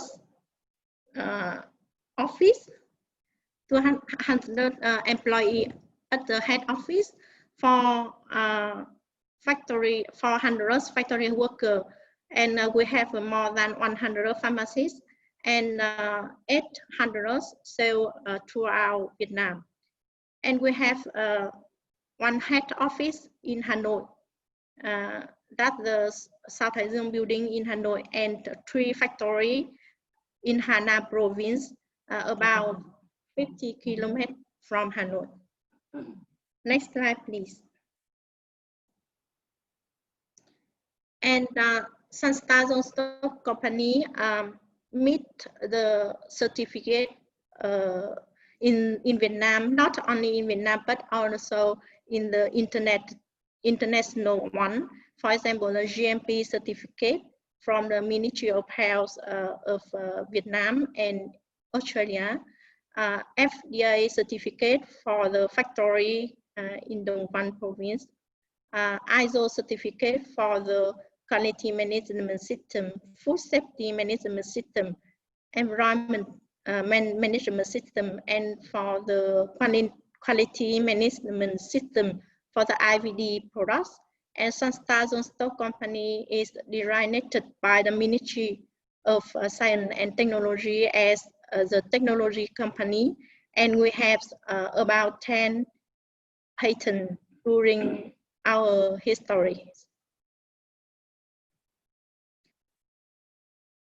And let me introduce about our brand export, Nature Queen, named Nature Queen.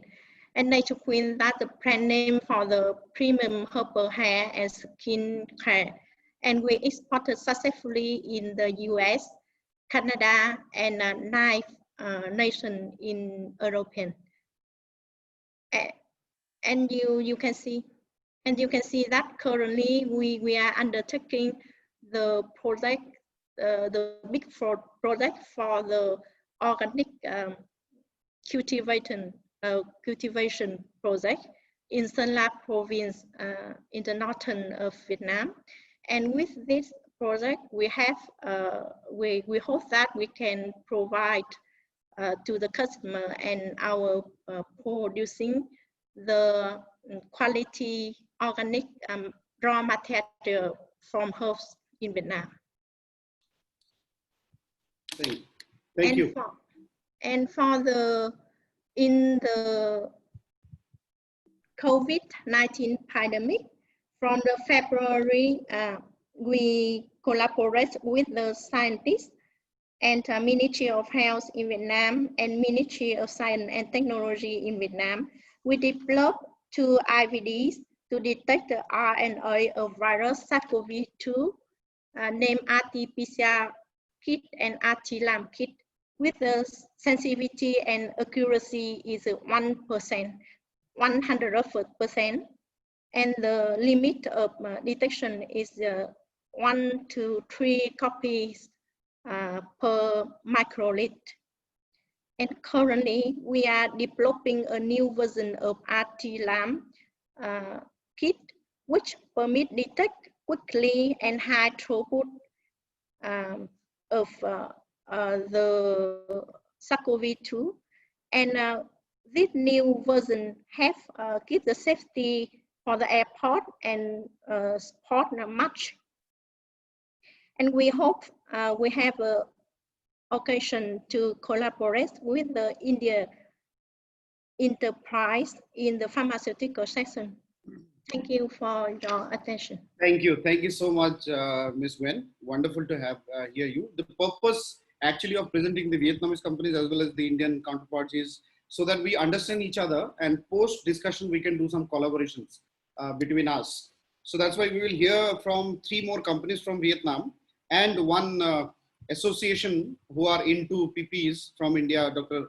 Sanjeev Relan, and then we'll go into question and answer. So I request to quickly finish our speeches. The purpose of speeches is to present your business views. I want to request now the speaker, Miss Dang Thi Hong from Wakamono International, INC. So ma'am, if you're there, yeah, if you can unmute yourself. Can you unmute yourself? I have given you a command to unmute. Yeah. Good afternoon, everyone. Can everyone hear me? Yes, we can hear you. Hello? Yes, we can hear you, Miss. Yes. Okay. So I will share my slide so all of you can see clearly.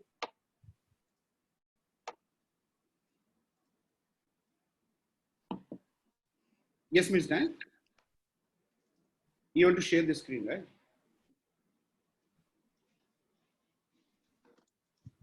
Please, can you help me?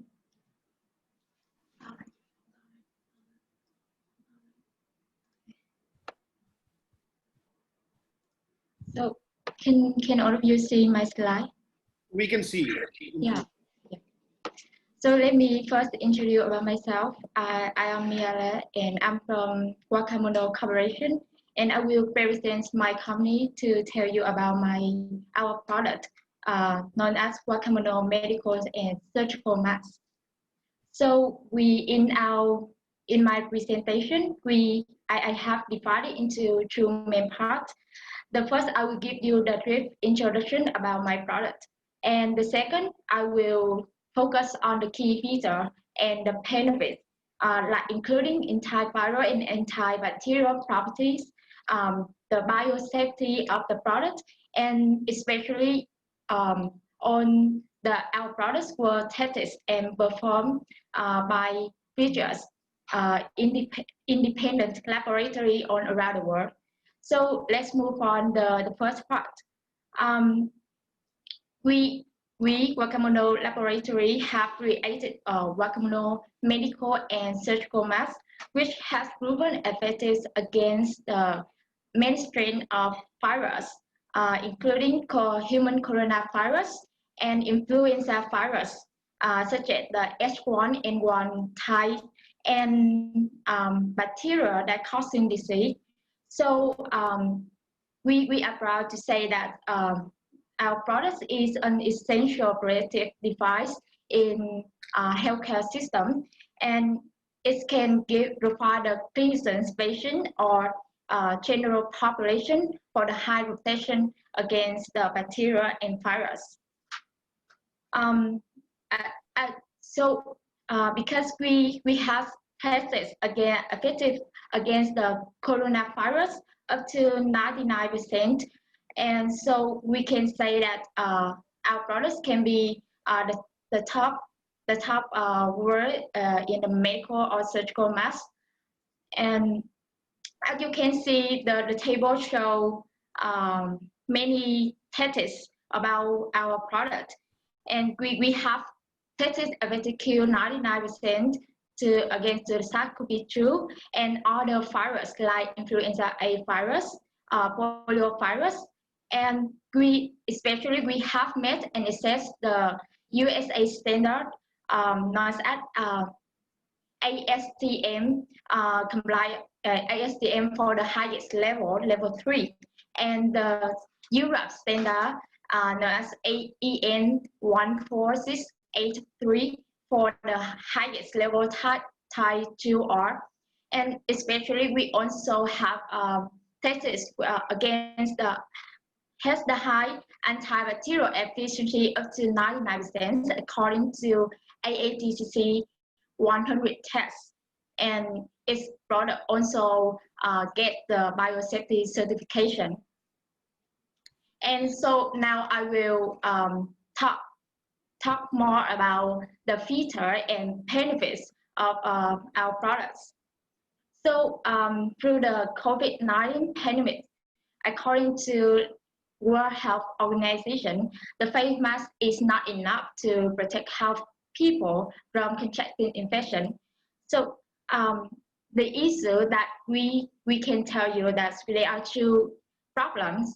The first is because these masks were tested for the particle filtration efficiency for the 0.3 micron particle, and while the coronavirus side is just about 0.05 to 0.2 microns.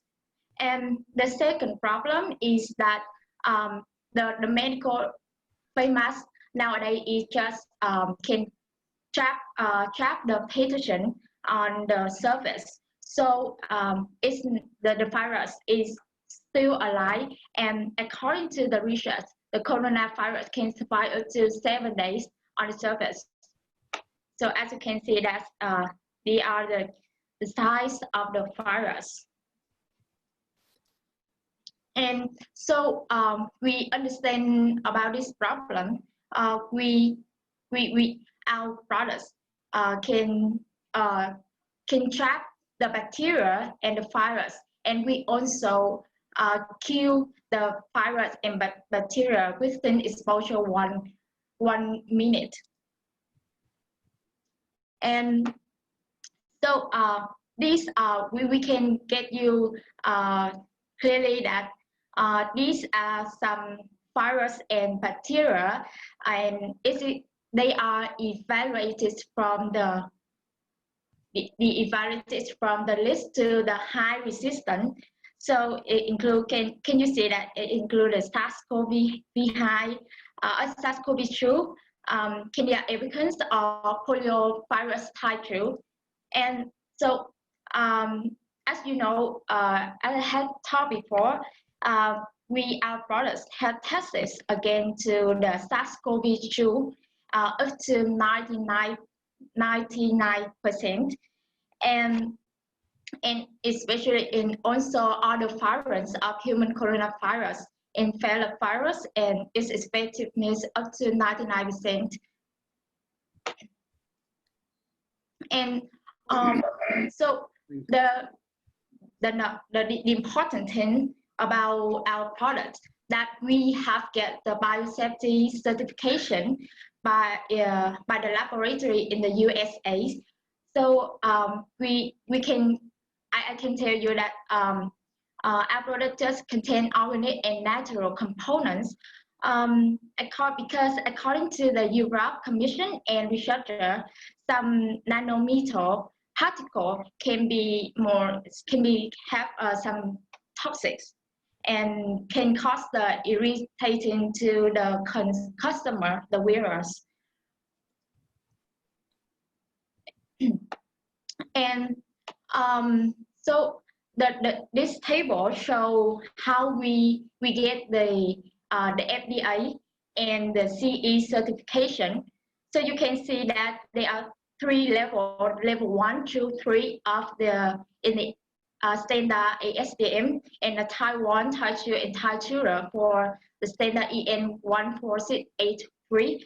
But our products get the highest of both the certificate, both of the standard of USA and Europe also. And we have also plus some key some dominant feature, like we have the antiviral efficiency to the 99%, and also antibacterial efficiency up to 99%, and all tests was performed by independent laboratory. So this is on the laboratories that we have sent our product to test and get the certification, like TUP, SOD, European HES, and Quantitative Pacific Biolabs, and so on. So further information, this is the end of our presentation. So further information, you can I can email for you this presentation. And thank you very much for your attention. Thank you so much. Wonderful. If you in the chat box, I'm really happy that we have a lot of representatives sharing their details. I would request kindly share your email ID and phone number so that not along with the profile that you are sharing from the Vietnamese side. I will really request if you can share your details so that a lot of Indian companies can collaborate with you and can connect with you later on post the event for facilitation. Now we have 2 important speakers I want to introduce and welcome for the keynote, for the keynote remarks. Is Mr. Nguyen Minh, who is the project director of Viet Corp and also international business director of GS Investment, and Miss Lan. Miss Lan, I know her since long, and I don't know when Miss Lan sleeps. and when she wakes up. And she has been working day and night. She's the country manager of ICON, a leading oncology group from Australia. And she has been working tirelessly and continuously in facilitating the business. I don't know whether we call the PPE manufacturers and businessmen warriors or not, but you are also warriors along with the doctors who are also fighting, because without you supplying the kits, I think doctors are helpless in the format. So I want to invite Mr. Min and Ms. Lan also to share your views. So yeah, if you can unmute yourself. Hi, Yes. good afternoon. Where's Ming? I think I should give him first. Yeah, so Mr. Min, if you can unmute yourself, yes. And yes. Hello. Yes. It is a pleasure to meet you. And this is my second webinar that I joined with the Indian.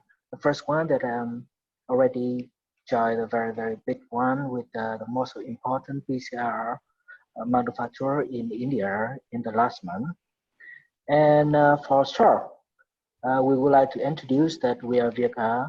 Then yes, please go on. I think you have some internet issue. You can switch on your video. You switch off your video, sir, in case it is not working. Mr. Min, are you there? Ms. Lan, you can take over. In the meantime, she Okay, so why Ming is make very short. Then I make also short too. First of all, I would like to thank the Vietnam Embassy, His Excellent Ambassador, Mr. Pham Sanh Chau, Mr. Bùi Trung Tướng, and you, Akram, I call you by name from the policy time, allow me to have the chance to go online. So we are from the medical. I spot that some doctor there. So you know the medical people, we are not very good at present. As a presenter, I will make my topic very short in 2 minutes. So I say that here on the expert here, so we all know that I'm talking about my subject is about PPE. It's about PPE, and we do know, okay, put aside on the pharmaceuticals and then the medical device. I'm just focus on the PPE. Vietnam currently is the second largest PPE exporter in Southeast Asia. And then on the new investor, they're looking for manufacturer PPE product in the region. We're likely looking for the country for the top manufacturer economies like China, like Philippines, like Malaysia, and so actually that during the COVID-19, why all other countries have a shortage, facing a big shortage of PPE equipment, and then have to import the large quantity of PPE to support their healthcare workers to tackle the disease. There are only 2 countries able to export PPE, which is Vietnam and Thailand. So Vietnam, PPE in Vietnam, just now there's one mister who asking what kind of PPE in Vietnam that we have. In PPE in Vietnam, we have the face mask. What I'm saying, like including 3-layer, 4-layer medical face mask, dual face mask, nano face mask, and we also have the isolation on medical gown, and then the glove. I mean, some brand name that you know there, that is about PPE. I do believe that Vietnam can produce a good quality. Vietnam can produce a good quality PPE equipment, and I also for local use and also for export. We have buyer. We support to we supply to different countries around the world, and I think there's a high opportunities for Vietnam and India for collaborations in the field of PPE manufacturing, as well as especially in pharmaceuticals. That where the area that I think that the Dr. Duc already, I think Dr. Nguyen already highlight before me, the speaker, that in a pharmaceutical, especially in the field that where we can collaborate to work together to making vaccines vaccine for COVID-19. Thank you very much. Thank you so much, Ms. Lan. I mean, it's perfect actually on time. I was thinking to remind you, but it's really wonderful to see the way you were working. And I think as COVID is there, we have a long way to go in terms of providing the quality PPE kits to the country and to the world. And the world needs them. So it is just not about business opportunity. So it is a business opportunity for us, but on the other hand, the world also depends on the PPE manufacturers, suppliers and warriors like you in terms of saving them. So we have the final speaker of the second session on PPEs and healthcare, Mr. Sanjeev Relhan. Mr. Sanjeev, the moment I started speaking to him, I was really impressed the way he understands the sector and the way he is. Dr. Sanjeev Relhan is chairman of the Preventive Wear Manufacturer Association of India. More than almost 100 PPE manufacturers of India are connected with him, and they are really doing wonderful work from the ground. Dr. Sanjeev, over to you. We can't hear you, sir. We can't hear you. Maybe if you remove your headphone or something.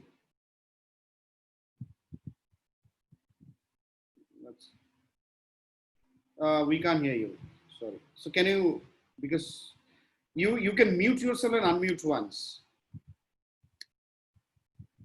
Yeah, can you speak now?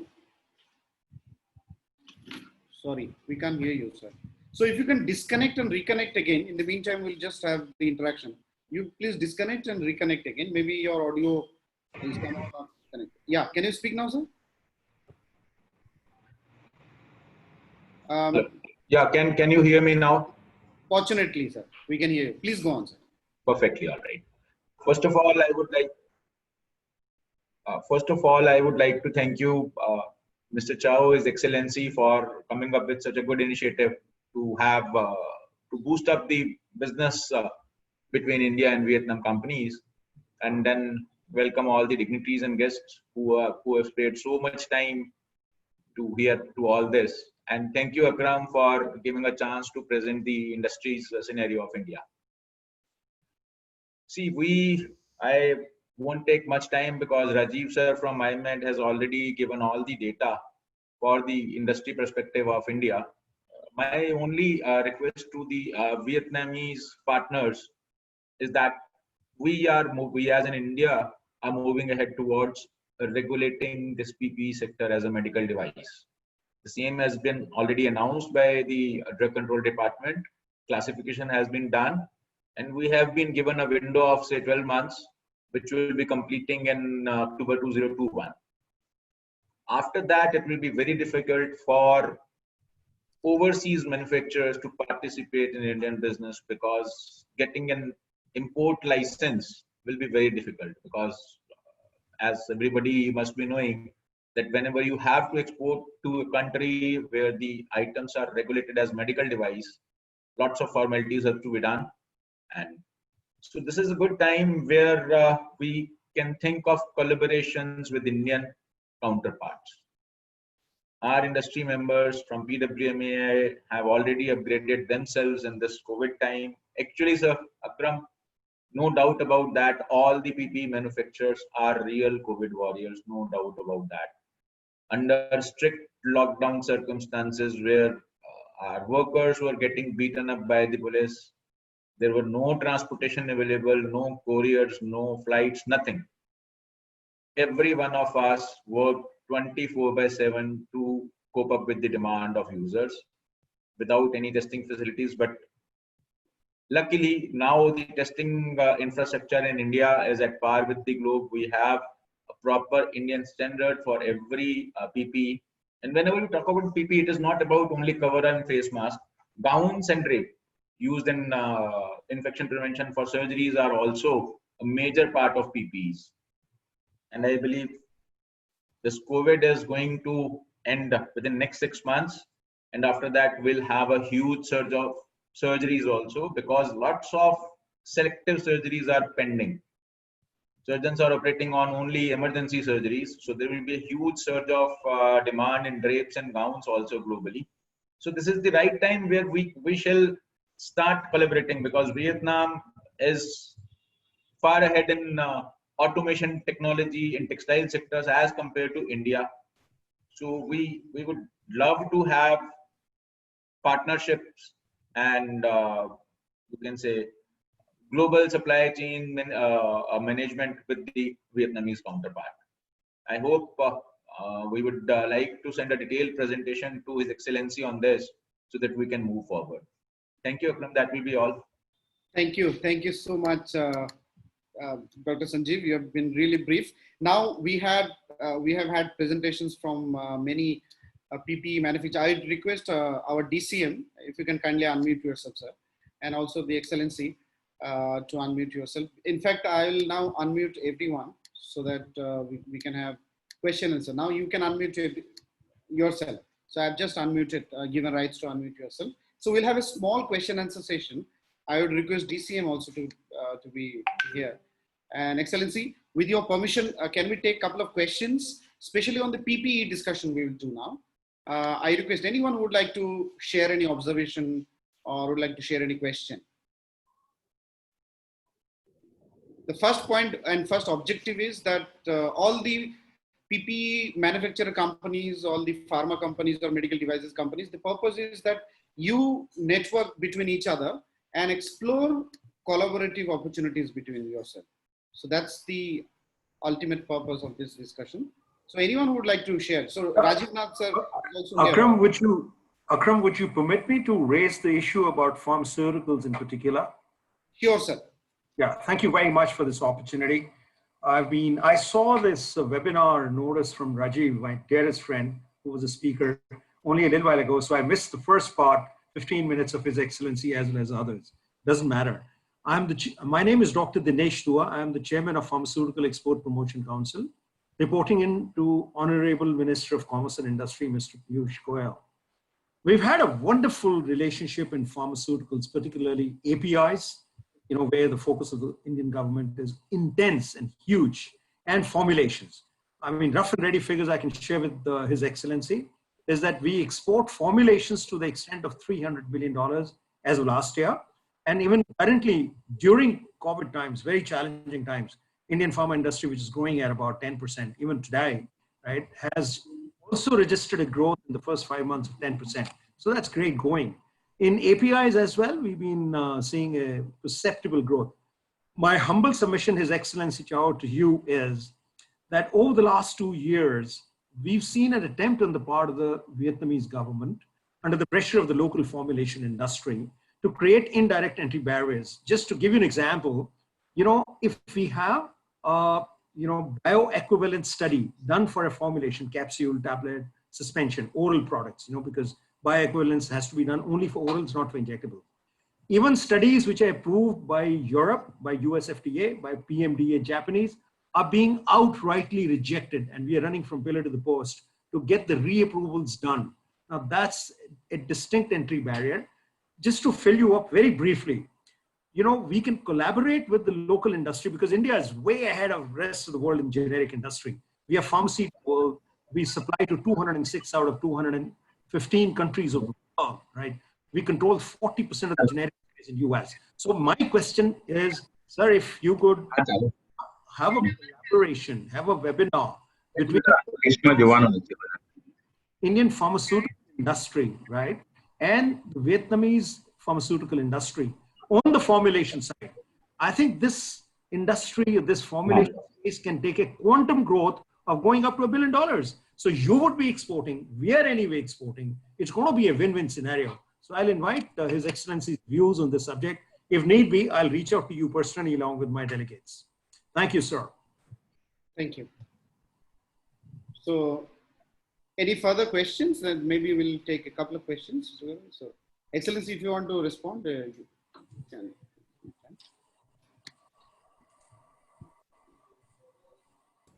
Can I collect a number of other questions, then I address them collectively? Sure, Excellency. So any other queries or questions anyone would like to share? Please, you're most welcome. So we have Tulsi asking, Miss Tulsi. So can you ask that question in voice?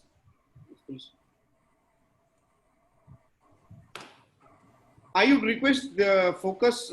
Yeah, Mr. Nath, I think you want to say something. You can unmute yourself, please. Yeah, we can't hear you, sir. We can't hear your voice. I think you have to remove your headphone. Mr. Nath, you can remove your headphone. Yeah, you're not audible.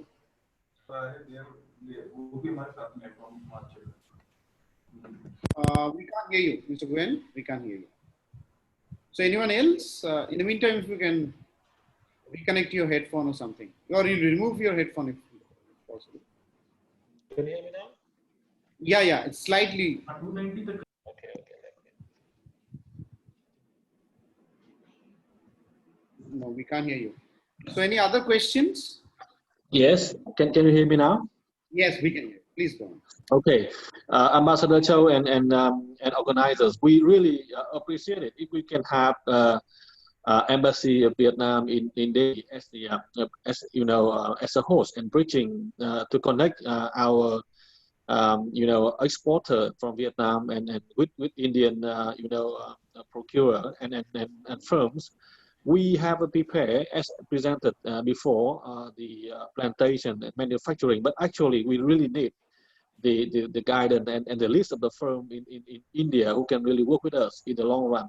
So we can figure out the way of collaboration, the method of trade, and how to work out together in a sustainable and holistic supply chain from Vietnam to India to make sure that Vietnam and India can together become an alliance in terms of providing API and PP to the world market in a very sustainable way. So we hope that we can get direct contact with Ambassador Chau and embassy and police time as well in India, so we can do that in a very short time to come. Okay.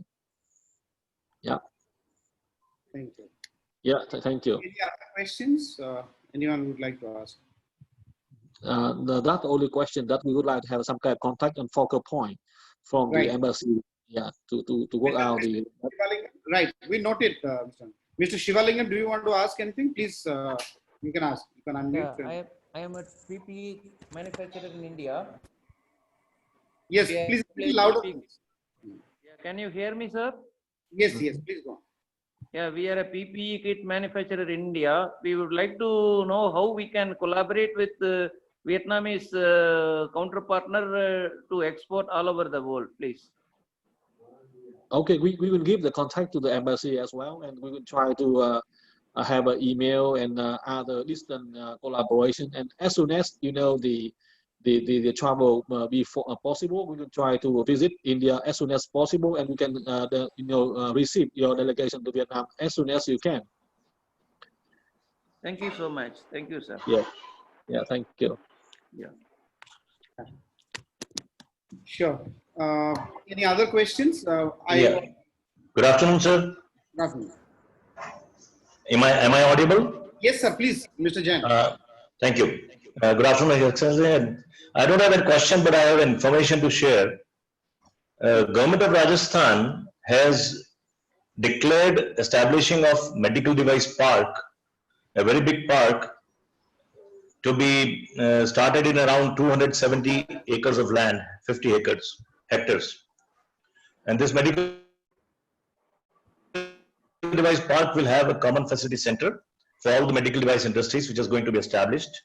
And government of Rajasthan is looking for country partners to share the establishment of this medical device park.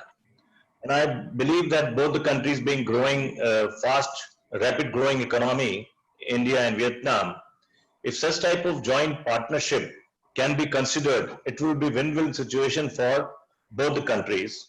Jodhpur in particular is a very good place because we have Indian Institute of Technology and we have All India Institute of Medical Sciences, AIMS. So both prime institutions are in Jodhpur, which supports the research, development, clinical evaluations, all your risk analysis, etc., etc. And they are knowledge partners for development of this medical device park. So I sincerely request to consider, I will ask my state government stakeholders to contact, and I will appreciate if you can share the correct contact names and details and consider the investment of investing in this type of medical device park. And not only Jodhpur, but there are 4 medical device parks are coming in India. So of course, Jodhpur will be my first choice, but then because the country demands good technology sharing partners, so other 3 medical device park, Mr. Rajiv Nath is well aware of all these developments. So I think so he also can be contracted, and it will be a win-win situation for Vietnam as well as India to have sharing technology in such type of medical device park. Thank you very much, sir. Thank you, sir. Akram, in relation to what Mr. Jain has said, I'd just like to chip in for a minute. You know, both Rajiv and myself are advisors to Government of Haryana for the medical devices parks, as well as we've been script writers to an extent of both the pharma policy, the stimulus of $2 billion, which has been given for pharma and medical devices. So my sincere suggestion is that whilst you could definitely consider Mr. Jain's proposition for Rajasthan, don't forget others like Haryana, and keep your be the state partner to Jain South, to Rajasthan. But yes, sir. So I clearly no, I know. So my submission is nation is first. Yeah, sure. Yes, sir. My submission is, Akram, just 1 minute, right? That there is this beautiful scheme which is called production linked incentive with 5% incentive being offered by Government of India to the selective states, and then the pharma parks. So both of the propositions are amazing propositions. I think Vietnam should come forward. The companies should come forward. You'll have wonderful partners in this country to try and take it forwards and become global behemoths of the medical device. Thank you. I think with this, we can go for answers now. So to all the speakers who are there, I first request Excellency. I have a question. Some remarks. Even I had a question. Yeah. Please introduce yourself and then ask. This can be the final. Yes, hello. Am I audible? Yes, Dr. R.K. Datta. R.K. Datta. See, let's introduce myself. I'm a director of one of the textile institute in Madhya Pradesh, Indore, SBITT, under SBBB. I welcome this Vietnam, these participants, first of all, because the Vietnam is doing in textiles very marvelously, doing very well.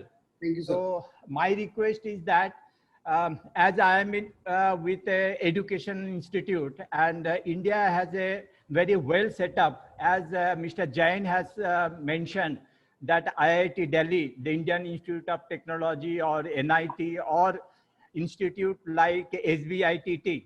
So with Vietnam, we can have some collaborative contact, or we can help to set up there also the educational setup for higher education.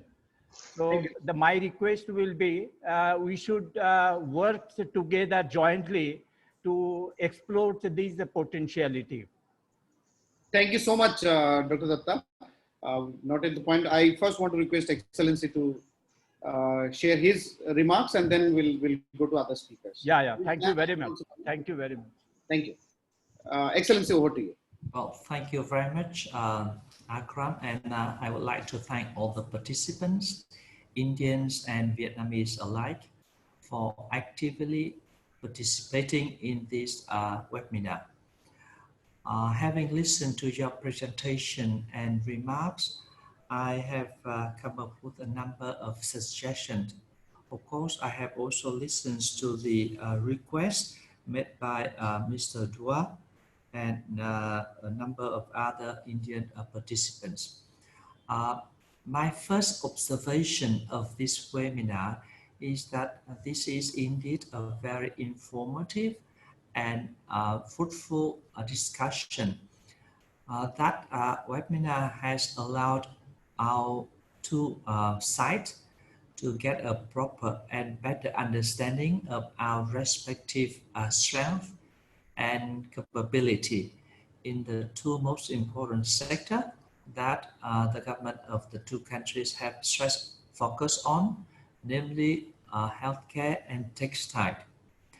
As I stated in my initial remark, that the Vietnam Embassy here in New Delhi try to serve as a trustful bridge in order to connect the business people of both sides.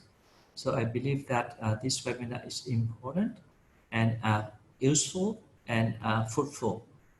But we need to do something beyond this webinar. Otherwise, just it remains only a talk show. So present at this seminar on our embassy side are representative of the political and economic section of the embassy, and also we have the representative of the trade section of the embassy. And we, the embassy have worked out with the policy time. So I suggest that we should set up a sort of ad hoc in order to carry on the follow-up after this seminar. I have a number of requests tabled, just tabled out. So what I suggest is that Policy, perhaps you will coordinate with the embassy in the follow-up activities, namely in having a web ad hoc in order to entertain the questions that may arise or that have arisen during the discussion about these two topics. But what I suggest that we should split these two topics into two different ad hoc, the one dealing with textile and the other dealing with pharmaceutical. With a pharmaceutical, I entirely agree with Mr. Dua that we should have, we should bring here the interested people in the pharmaceutical sector of the both countries in order to try to drive this business for us forward. My suggestion is that you come up with any suggestion, and we will discuss that within the ad hoc panel, which is comprised of the Embassy of Vietnam, Trade Section, the Economic Section, and Mr. Akram from Policy Time, and also those who are interested in that.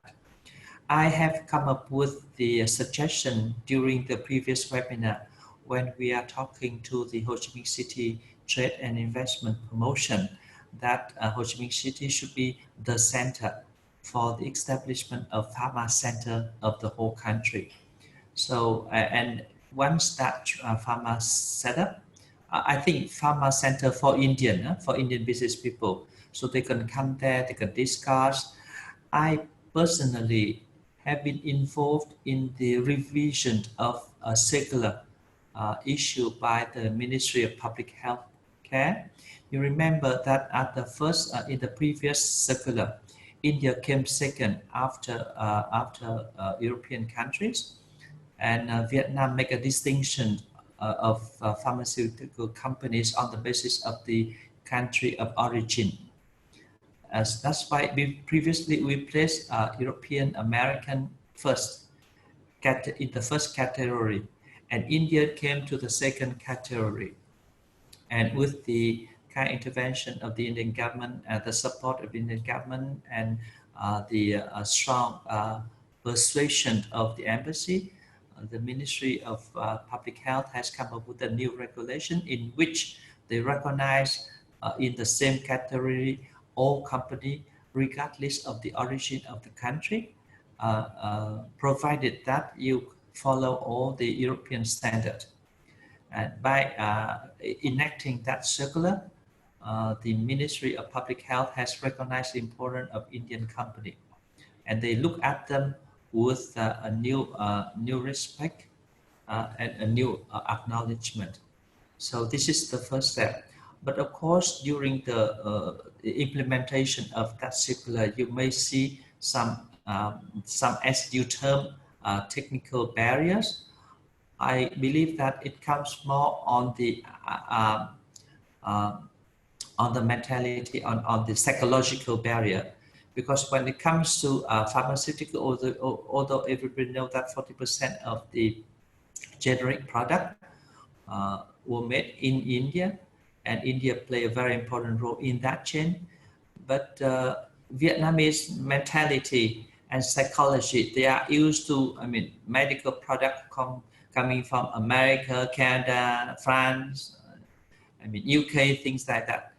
Even recently, when I reported back to Vietnam that India may be one of the champion countries that can produce vaccine against COVID-19, the first reaction from people in Vietnam is that India, can they come up with the vaccine?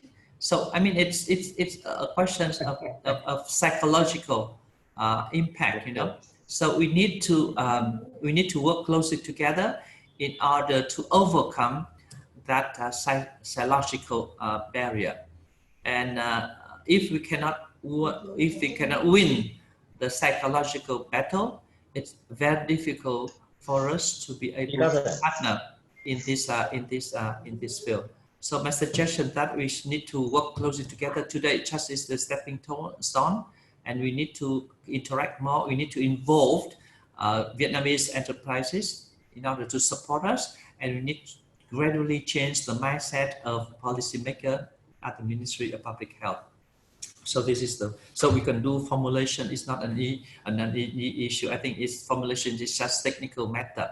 You can do that, but you need to overcome the first step is your psychological barriers. The second thing is about the contact, the direct contact.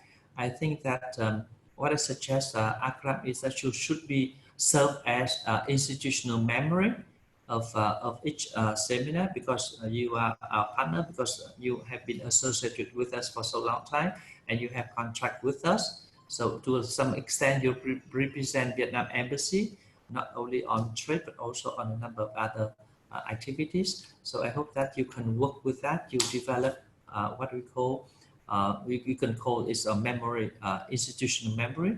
So you share you share you work as a sort of Vietnam India Chamber of Commerce in New Delhi. So you bring both sides together in order to correct. And for PPE treatment and also from surgical masks and UP protection units, I have to share with you that every day I receive more than 10 messages coming from Vietnam, and a similar amount of messages coming from India and France, both sides asking whether you can show me, introduce me to any partner who buy this or who export this. So I said that this is the Embassy of Vietnam. We are not middlemen. We are not, so we cannot help you with that. So please refer to the trade section. They may be of some assistance, but the trade section is they are very busy. We cannot, because when it comes to that at this moment, the demand is very high. So I also suggest that you assume that coordination role in bringing people together. So and they once the deal is successful, I understand that there is a regulations in India that they have to pay the fee for the middleman. So the middleman here I have the pleasure to introduce is Mr. Akram Hok, policy type.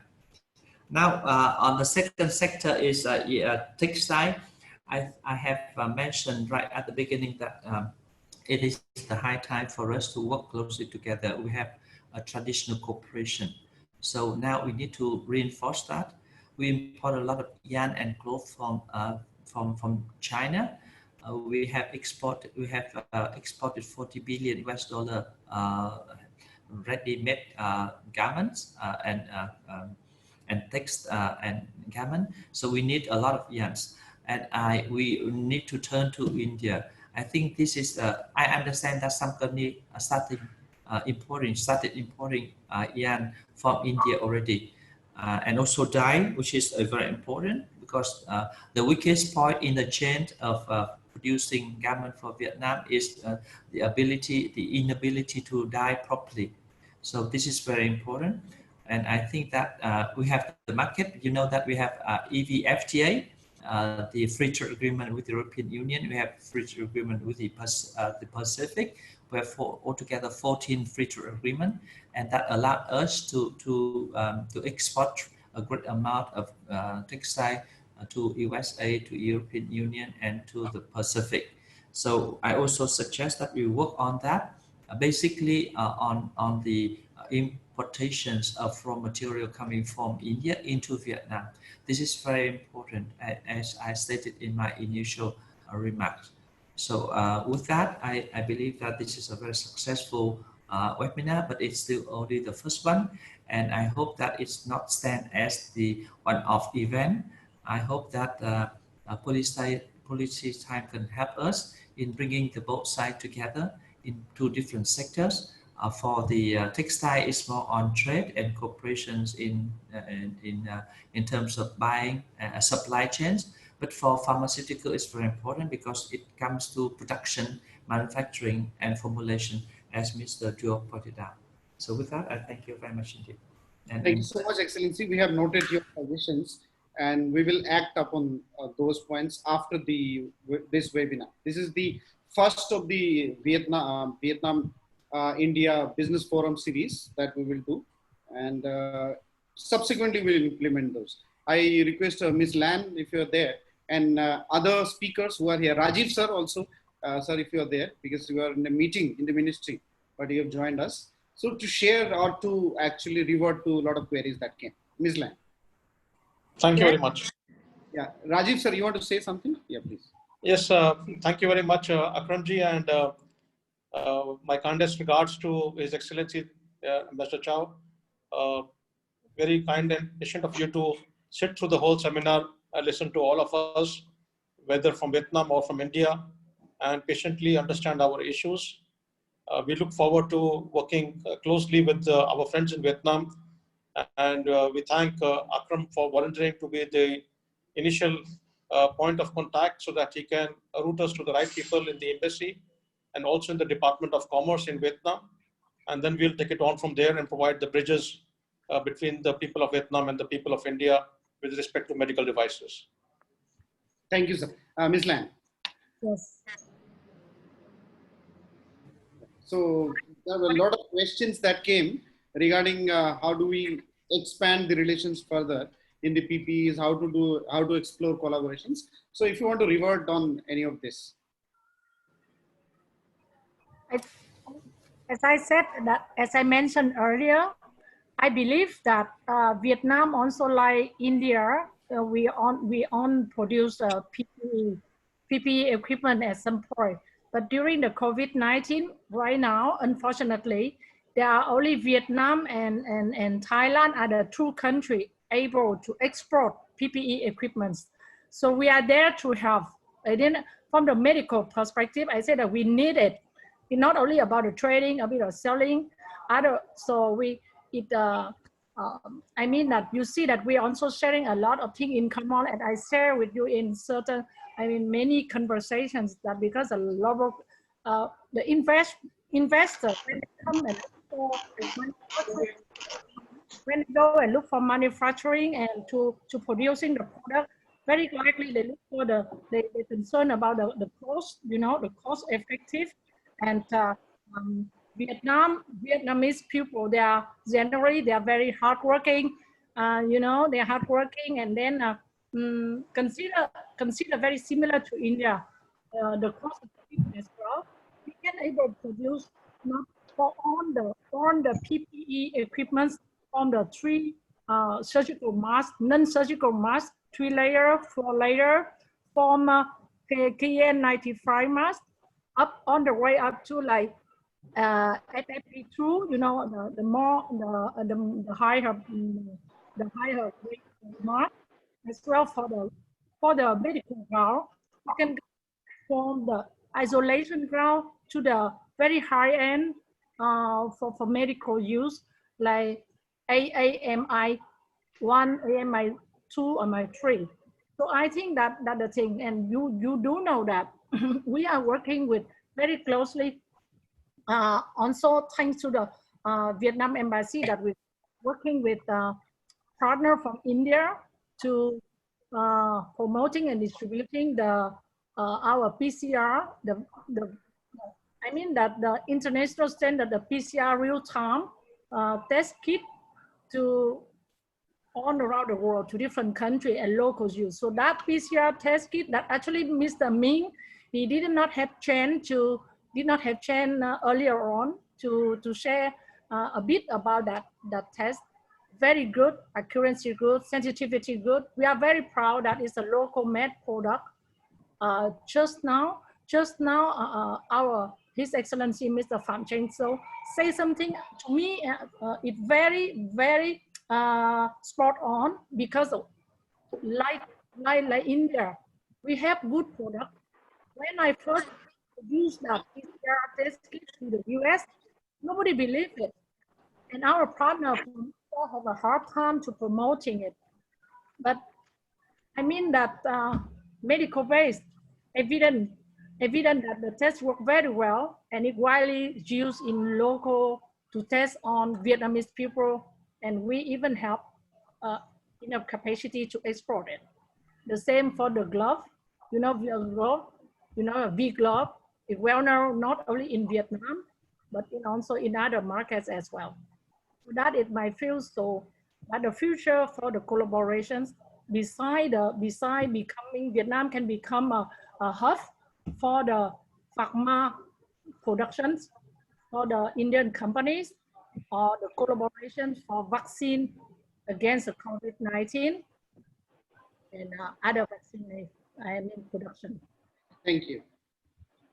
So with this, with the permission of Excellency, so Dr. Dua will come back to you, sir, on how to expand the relationship between India and Vietnam further. Absolutely. And Akram, you should take this initiative as suggested by His Excellency. And on behalf of Ministry of Commerce and from Excel, I welcome you to come and align with us and take it forward. We'll achieve $1 billion in about 2-3 years' time, you bet.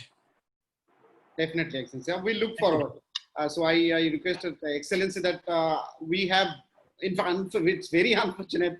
In 2020, we had a plan that we will increase the two-way tourist traffic to 1 million, but COVID actually broken that thing. But in 2021, because COVID is a momentary thing, it has to go on one day. So after that, we will definitely re-energize and reinitiate everything to boost the relationship further. Every problem brings equal amount of opportunity. So absolutely. Look forward to see the opportunity part of the COVID crisis that we have today. So with the permission of Excellency, we will move to the second session on the textile. And from the textile sector, if I request to Miss Pham Minh Hong, if you're there, if you can kindly come in video and show us here. And in the meantime, and Miss Elsa Gwen, if Miss Elsa Gwen, you are also here, please come in video. In the meantime, I will request from the Indian counterpart, sir, if you can come in video, that will be good, sir. We can see you in video. Mr. Krupesh Thakkar is the Chief Operating Officer of Arvind Mills. I think all the Indian businessmen, we all know, and to all our Vietnamese business community, Arvind Mills is one of the leading companies in the textile sector, especially we were talking of the yarn business. And we can take great advantage of the rise of Arvind Mills. I want to request Mr. Khattar to kindly make your remarks. Hello, I'm audible? You're audible, but your video is not there, sir. Now it was there, but you can continue, please. We'll see. Okay. So hello everyone, and welcome. Hello everyone. Hi. Okay, I would request all other panelists and businessmen kindly keep yourself in mute so that it doesn't create any background noise. Mr. Thakkar, please go on, sir. Yeah. Hello everyone, and and welcome to this session of Indo-Vietnam Business Summit 2020. And I would like to thank Times, the Policy Times, and His Excellency Mr. Chau giving me the opportunity to speak in this forum. And as already told by Mr. Akram that we should discuss on what are the things that we can do for that, so that we can have a better partnership between India and Vietnam. So actually, already Mr. Ashok Juneja has already discussed a lot on textiles and what are these capabilities. And so taking further to this, I would like to tell that India can has a very old legacy, and it has a great capability of producing for every sectors in the whether uh, India and also across the globe. So if I tell that what India can do it in this textiles, then taking further to what Mr. Juneja told, that even the raw material, whether it is a yarn or whether it is a fabrics, whether it is a gray fabrics, so in different weaves and different jacquards and dobbies, and also all those things, and even the inherent fibers are also available in India, which can give a better age to the all the technical fibers and technical fabrics, which is more now in demand uh, in the various industries, and into the different industries like the hospitality or even the oil refineries and medicals, and even in the defense industries, even the electronics and all those things. So India has a great capability on those technical textiles also, along with the apparels divisions. So uh, even in the gray fabrics, whether it is all type of cotton or blends, whether it is viscose, modals, or whether it is stretch fabrics or non-stretch fabrics. So India has a great opportunity, and India has a great capabilities of producing all those types of fabrics, whether it is medical fabrics, and even the Arvind as a we have great legacy of the being a very old company, and we have the denim is the main we are the pioneer in the denim, and also we are producing this PPE kits more than the decades in India, not for the medicals but also for the biological as a biological weapons or biological kits, biological suits. So we have been producing all those things since last decades, and so we as a India can uh, involve a lot of the technical things with Vietnam and can help in all those. Thank you. Thank you for the this opportunity, and thank you for this. Thank you so much, Mr. Thakkar, for giving the remarks.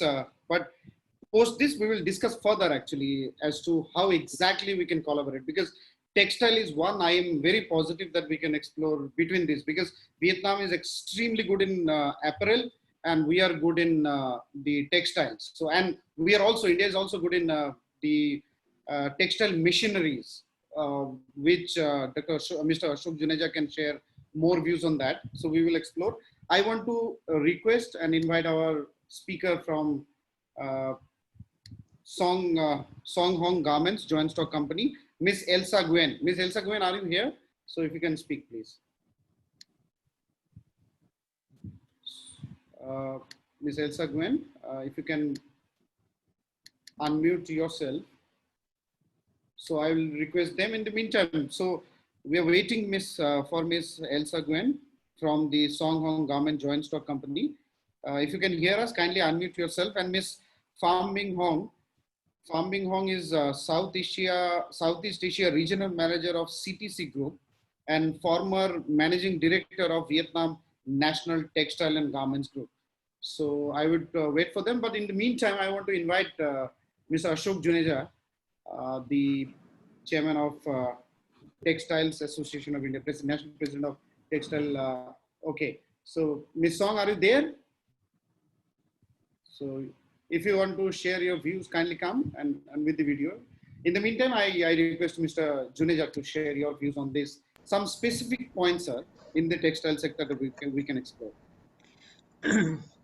Thanks, Akram. I think in my earlier initial speech, I tried to cover touch upon all the point.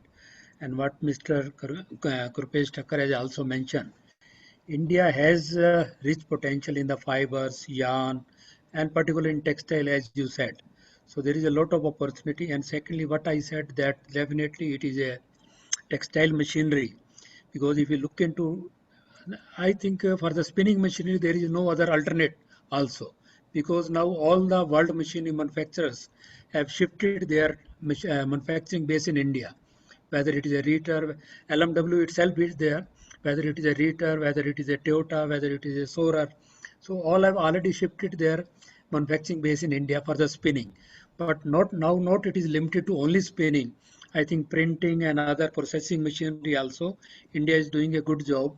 So I think this is a good opportunity to have a collaboration for that also. And India is in a position to supply any sort of spare parts or the accessories for the textile machinery. What due to shortage of time, I missed. I definitely Mr. Dr. R.K. Datta has also mentioned. India is in a position to collaborate in the technical education also. Definitely, India has a research center, various research associations, and we have the technical textile research centers also. So Vietnam and India can collaborate on the textile technology or textile education or textile research. This is one of the area which can be discussed because India has a IIT center and different research center. So this is one of the area. Definitely there are few products which at this moment there are not commercially viable for Vietnam.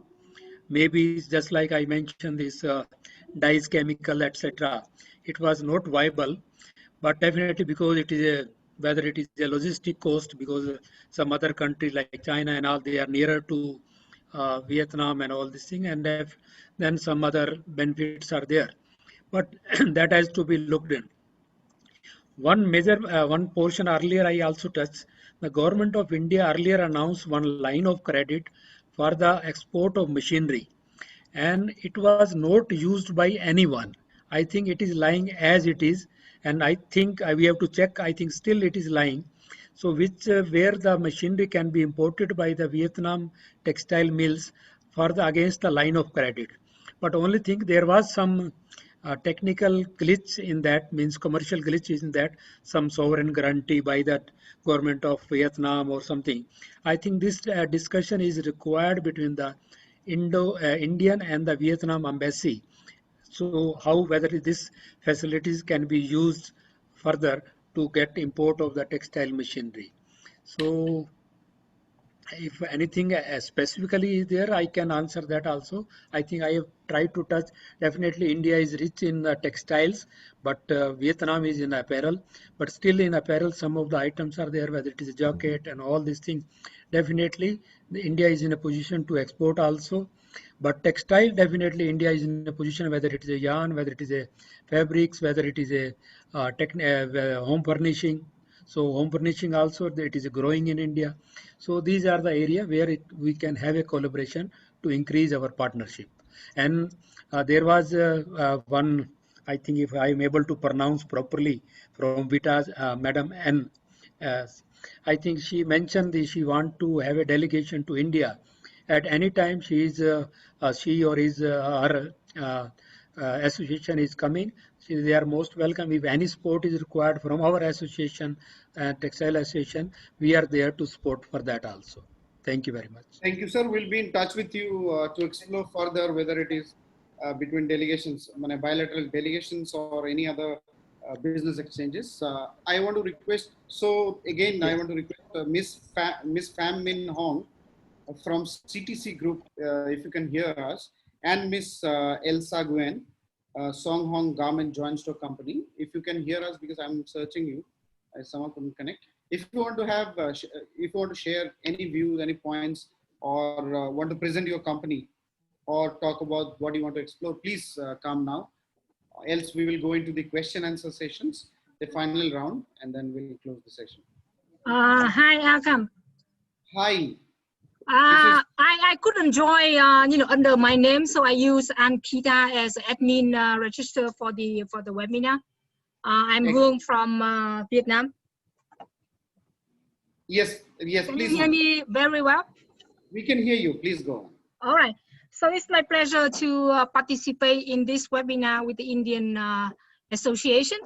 My profile, I have about 16, 17 years working in the textile and garment industry in Vietnam as acting, board member of the association, and also before with Vinatech, which is one of the biggest SOE local government related group.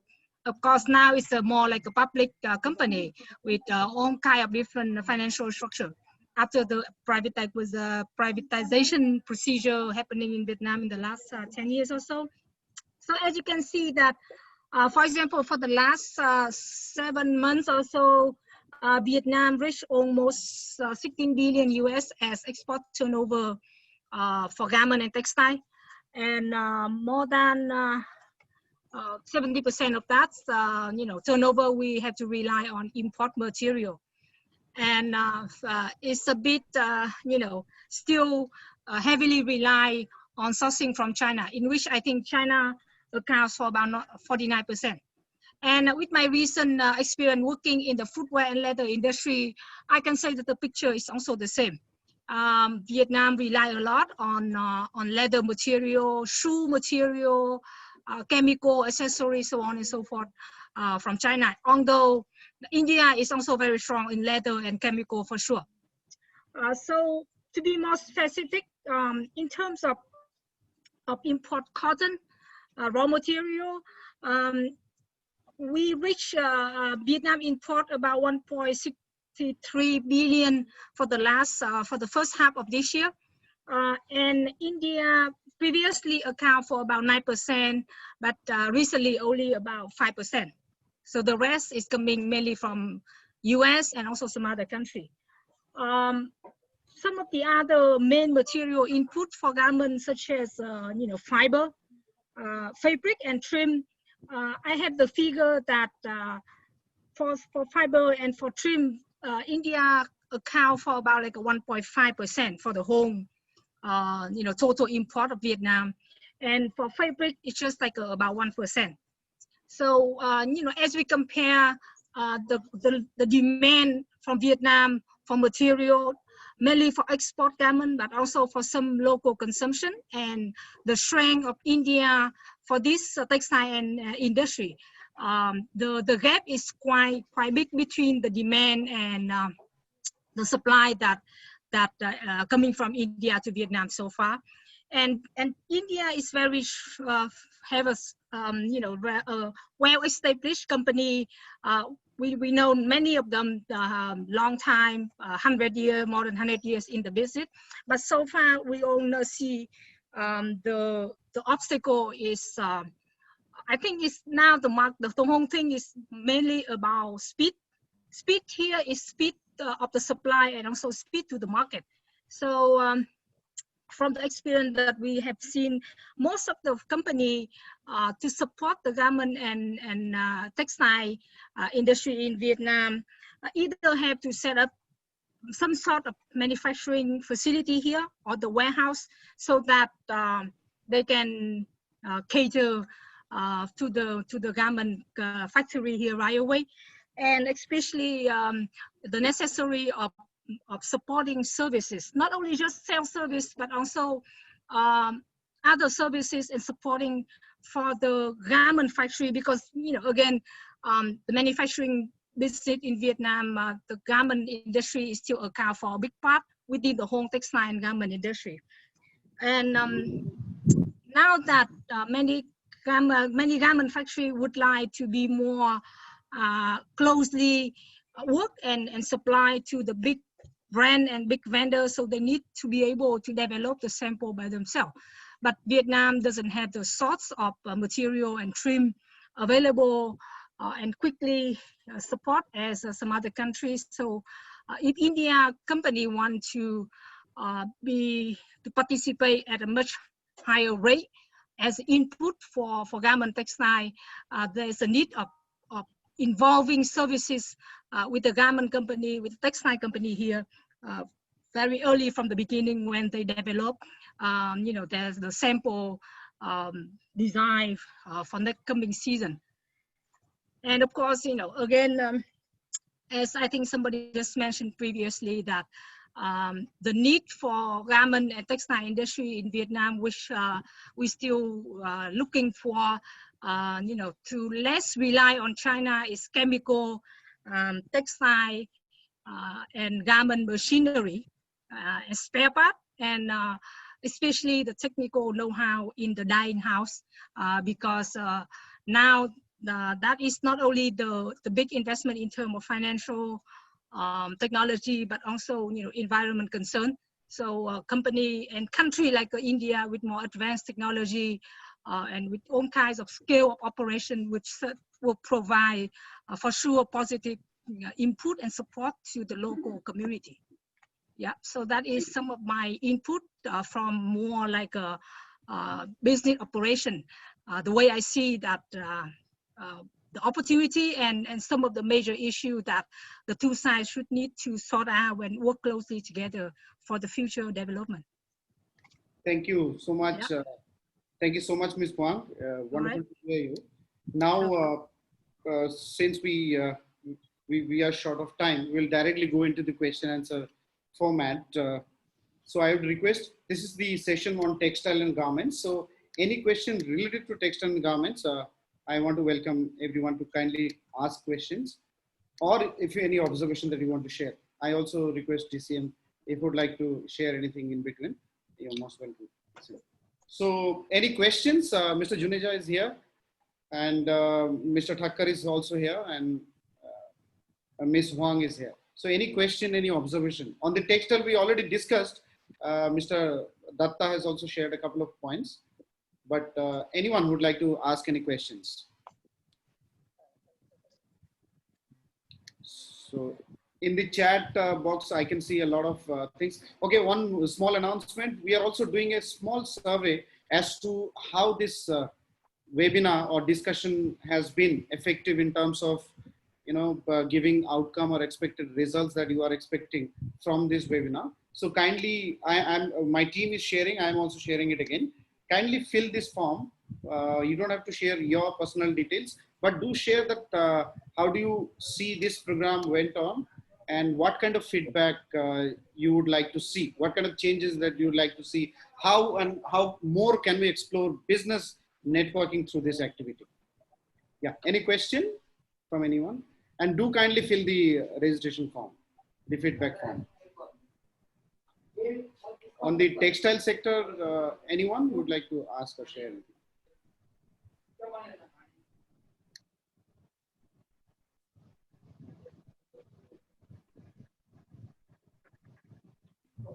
So, yeah, hi. Can I ask a question? Yes, Mr. Chetan, please go on. Yeah.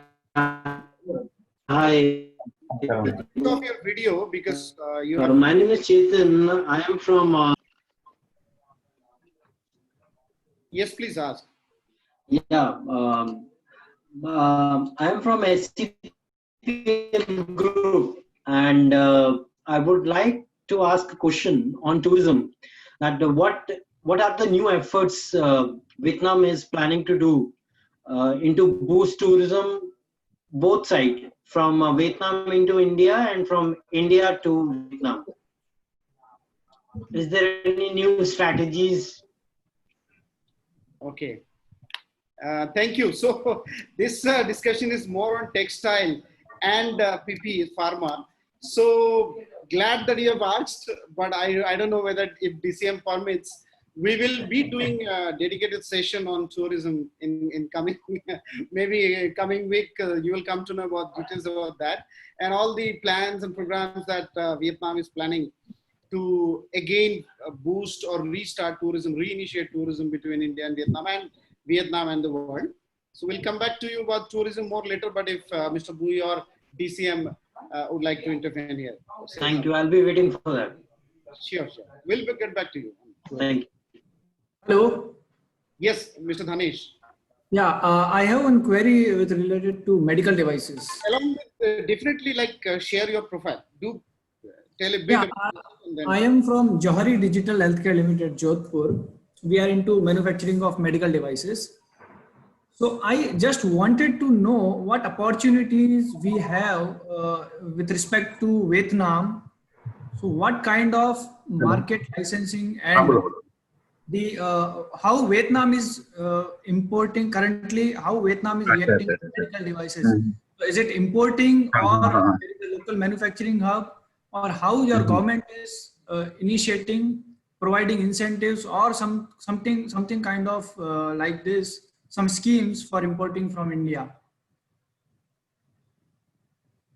Okay, so this is again PPEs, but this session is on health textile. So anyhow, we'll get back. I would request either Miss Lan if you are here, or Mr. Duat if you are here, if you want to say something. Sir, I wanted to ask a question. Yes. This is related to textiles. I'm Jayesh. So someone is answering, or should I wait? We will answer it shortly. We will come back with the answer, but let us all answer right. the textile questions first. All right, thank you.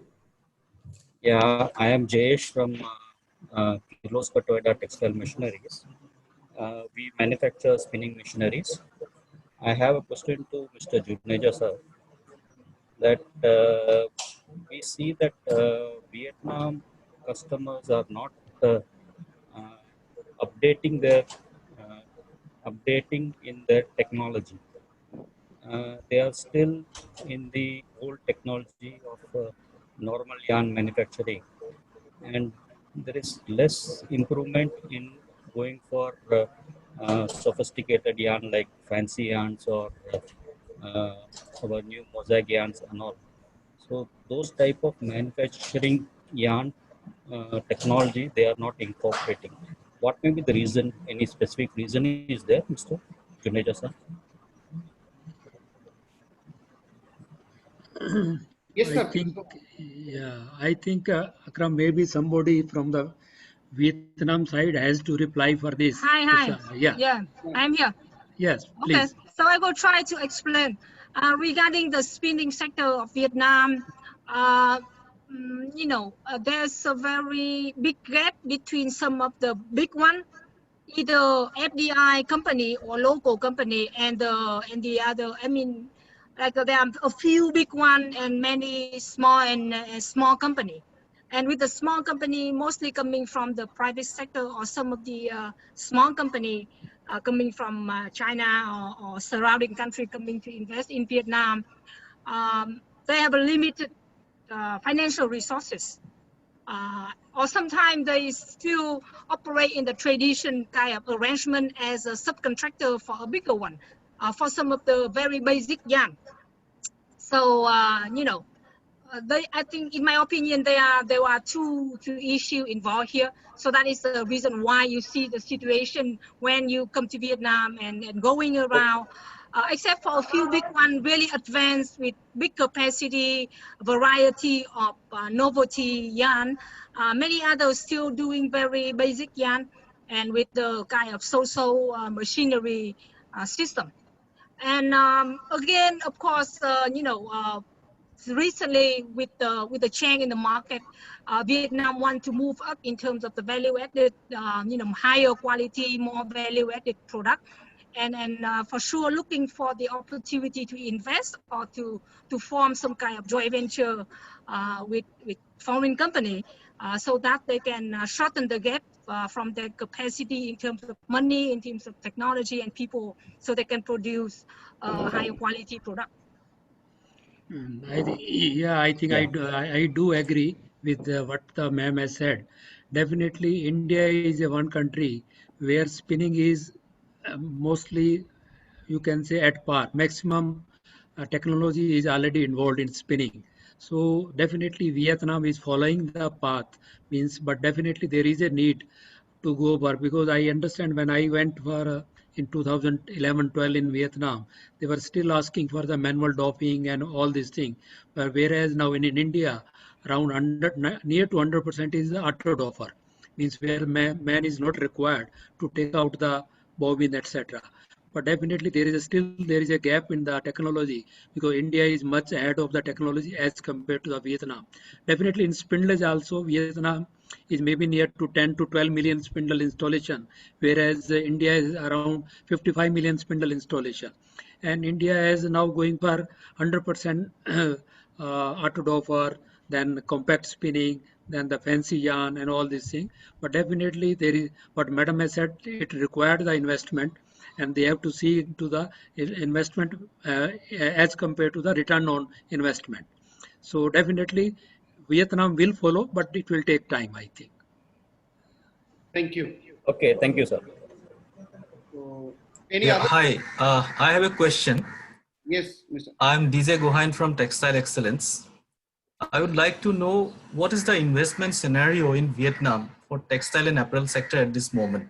I mean, I would say pre-COVID and what would be in the post-COVID scenario, if anybody can answer. Hi. Hi. So of course, before COVID-19, the activity is quite, how can I say? It's not just textile and garment, but a lot of basic manufacturing investment and people coming to Vietnam to look for the opportunity to set up the factory, to set up the sourcing office, supporting industry and services. After COVID, I think it was a bit quiet for a while, but now it looks like the thing picking up again because people looking, beyond whatever just happening in the last couple of months to try to deal with the new normal business and life. But on the other hand, we realize, I think probably if any of you working closely with the buyer office or big sourcing office, I think we got the message quite clearly that for buyer, for company that having operation in China, try to reduce and Vietnam in the textile and garment industry is also still considered an attractive destination. So there's a quite clear percentage. Again, at this point of time, I don't have the number yet, but I attended a few conferences recently for the textile, the footwear industry. So we see trend, like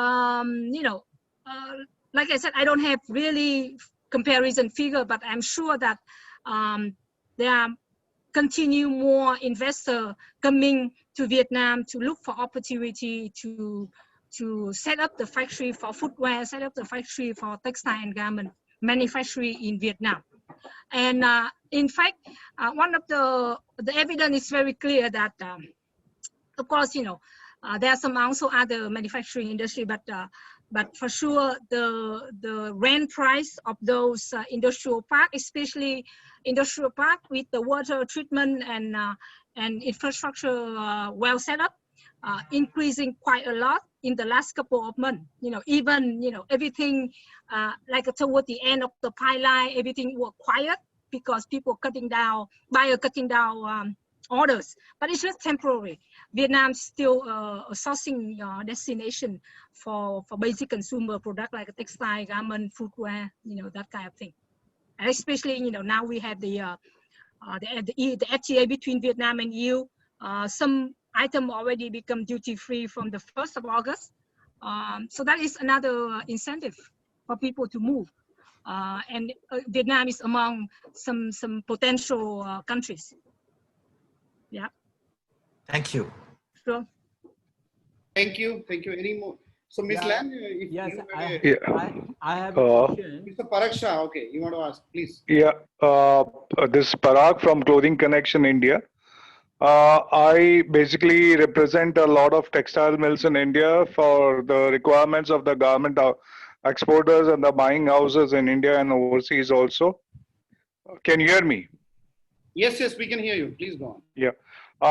We need to know that what is the scope for fabric export for the import of fabrics to Vietnam for medical and technical textiles. This is the growth area in India, and a lot of manufacturing activity on fabrics are happening on the technical textile area, especially the fire retardant and inherent fire retardant and all this type of fabrics. I believe the Vietnam counterpart, Ms. Ankita, right? She can answer.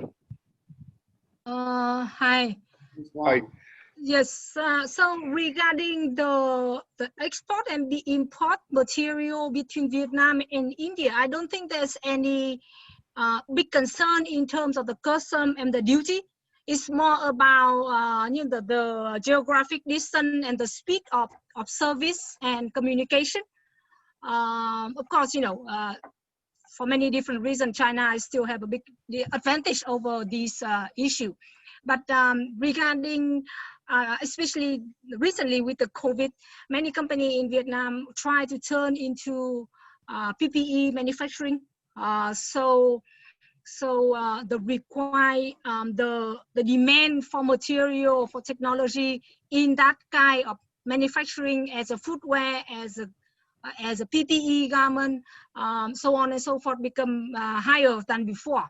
And I believe that in the workwear, in the PPE industry, the lead time is longer. Or in other words, the time pressure for product development, for launching a new item into the market as every season. And now we don't talk about the 4 seasons per year anymore. In the regular fashion industry, it's like every month is a new season. So under that circumstance, it's quite difficult to compete in the beginning. But with PPE and with workwear, and especially Vietnam and India now, I think India and ASEAN also already have duty-free for many consumer and material items. So that is another advantage, that Indian company can look for Vietnam as market for that regard. Thank you. Thank you so much. Yeah, I have a question. Mr. Bui, I also request you to come in whenever you want to share. Hello. Also, yeah, please. Yes. Yeah. Dr. Datta. Yeah. I have a question to Ankita ma'am. See, we understand. By mistake, she joined by the name Ankita. Yeah. Yeah, that is an admin name. I couldn't join, earlier by my own registration, so I use that, provided by the embassy, our Vietnam embassy people. Yeah, very nice, very nice. See, okay. We understand that the Vietnam is doing well, especially for in a garment sector because of the cost effectiveness. My question is that Vietnam textile are much more oriented towards the China, but after COVID-19, see, as a textile, in a textile, starting from chemicals to finished goods, including fiber, India has a great potential and capacity. So regarding the fiber business, regarding the synthetic fiber business, I think in Vietnam are not imports from India. Is it because of the cost effectiveness or something else? Yes, I think in terms of the raw material, the competitive advantage is kind of going toward China because of the price, and many of the supplier in China also have the for sure the service office in Vietnam and also the warehouse. And I don't know, I haven't done the updated information, because of the COVID, but previously many of them even provide some kind of financing, meaning company here can defer the payment a little bit, like a 1, 2 months, 3 months, something like that. If they already have some relationship with the supplier from China. So again, that is my view for the material supplier between India and China. Thank you, Biswal. Now you can apply for Indian passport. Yes, sure. And, India has a big capacity in fibers, and India is supplying fiber raw materials to other countries. So we wanted to explore because the Vietnam is coming very big way in a textile sector. So we wanted to have the business in fiber, because both in filament and staple fiber, we have a very big quality capacity as well as a quality. Yeah. Again, like I said, not only that, the COVID, the need of diversify supply by out of China, but also now the volume of textile, of footwear, and some other consumer product made in Vietnam for export already reached to a quite big volume. It means that it's already, have certain economic of scale. So it attracts a lot of of investor coming here, not only for trading, but also setting up factory. So, you know, before maybe the total volume is big, but, you know, divided into each of the specific product or group of product is still quite small. So maybe it's not like a really profitable, but now it's quite big. It become attractive. Okay, thank you very much. Thank you very much. Yeah, you're welcome. Yeah. Yeah, Mr. Salil FU, Mr. Salil FDU, please. Yes. I represent, this is Salil Chawla, I represent fascinatingworld.com. It's a global portal on textile and apparel.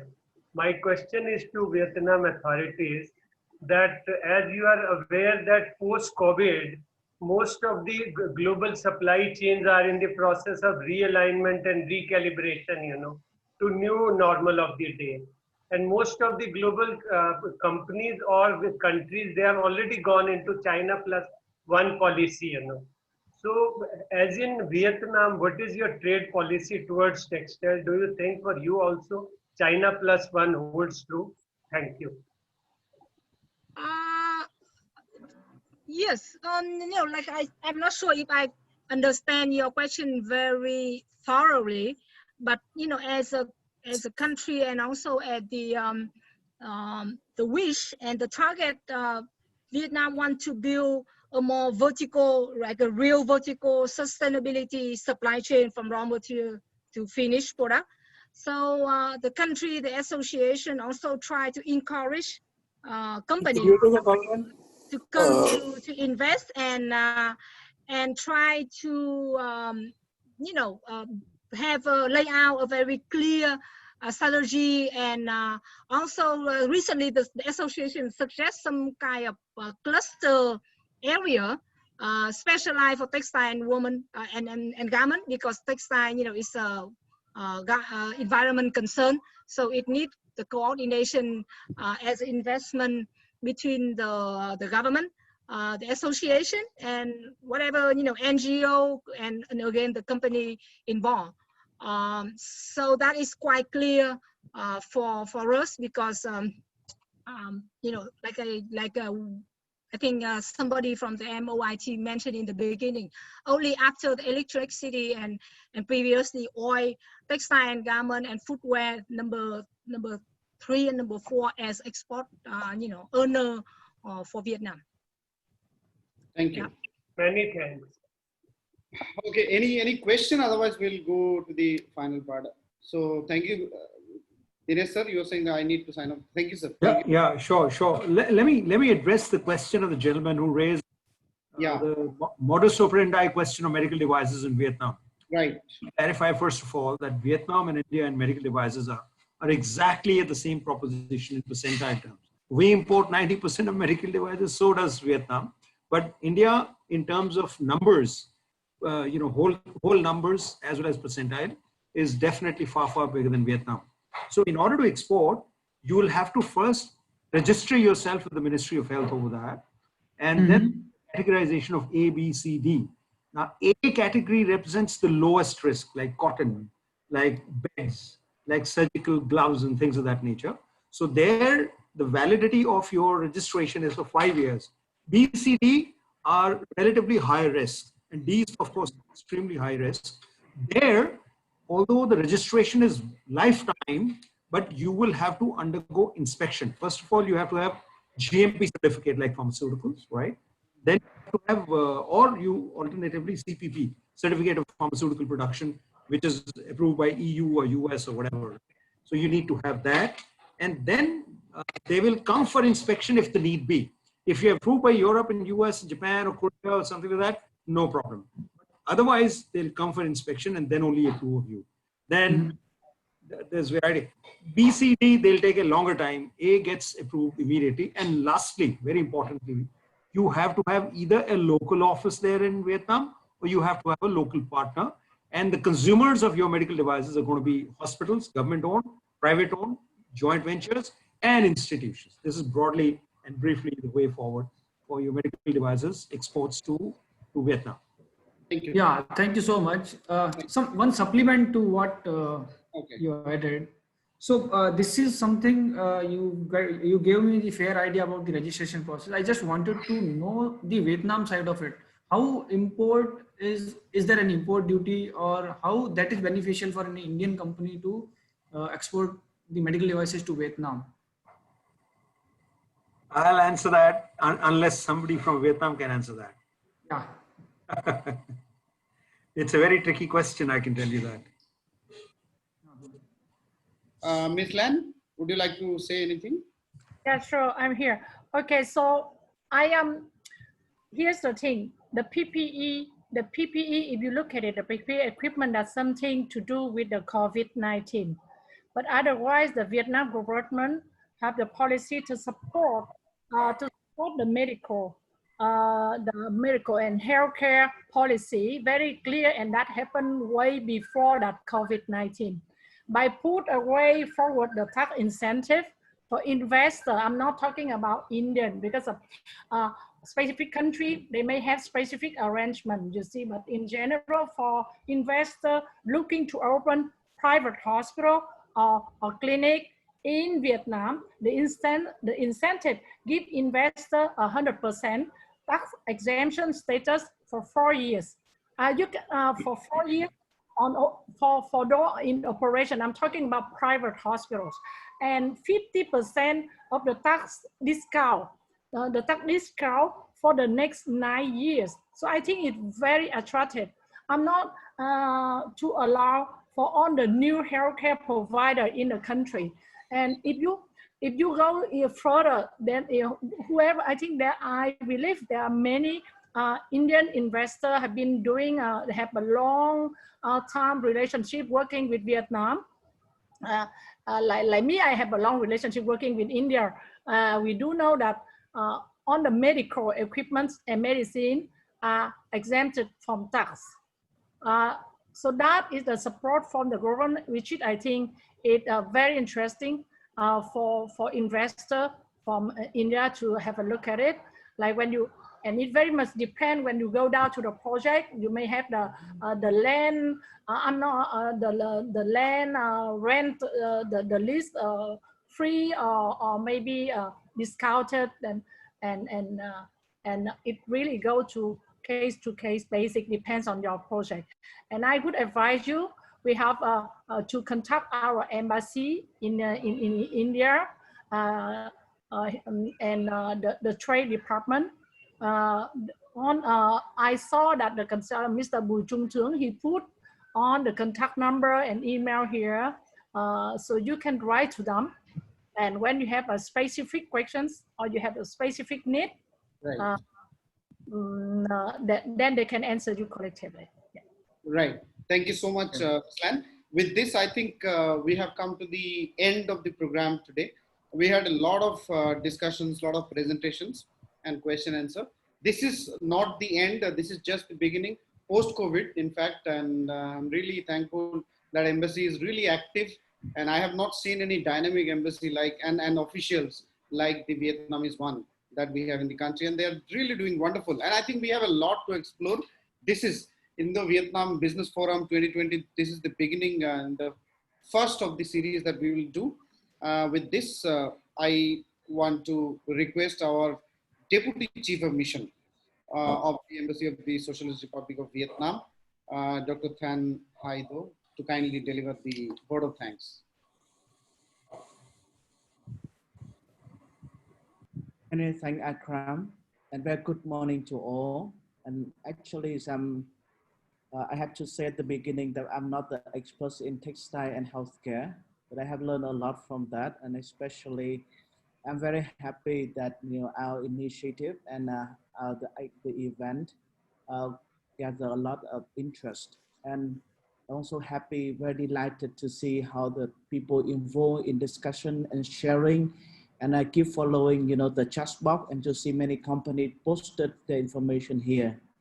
And I think that is very positive news, amidst, a lot of challenges we are facing associated with the COVID-19. And on behalf of the embassy and also on organizers of the Viet company and also the policy teams, I would like to thank all the speakers. And I mean, it's very interesting that we have speaker from the policy circle, from the embassy, and also we have the representative from different associations and committees. We also have, like, particularly we have the companies here. And from the embassy point of view, we hope that, you know, we have to engage more people in the field so that we go down into specific sectors and go down to specific items and product lines. And we hope that by that we can get matching up, pairing up, or any type of activity and any type of connected. So that could really help for partnering and very help for working out the commonalities and also the complementaries as well. I think that is India and Vietnam is very special countries at the moment. I mean, India is one of the very biggest population and untapped market and a lot of potentialities. And Vietnam is one of the most open economy in the world at the moment. Its GDP, its trade volume is about 200, more than 200% of its GDP. It means that it's really vulnerable to any shock outside. But so far it's working quite good on that. And I'm sure that we have the two economies have a lot of complementary things that we can work out. And of course, healthcare and textile. Many people may see that we are competitors, but I'm the student of the game theory. Even competitors can be cooperators in many ways.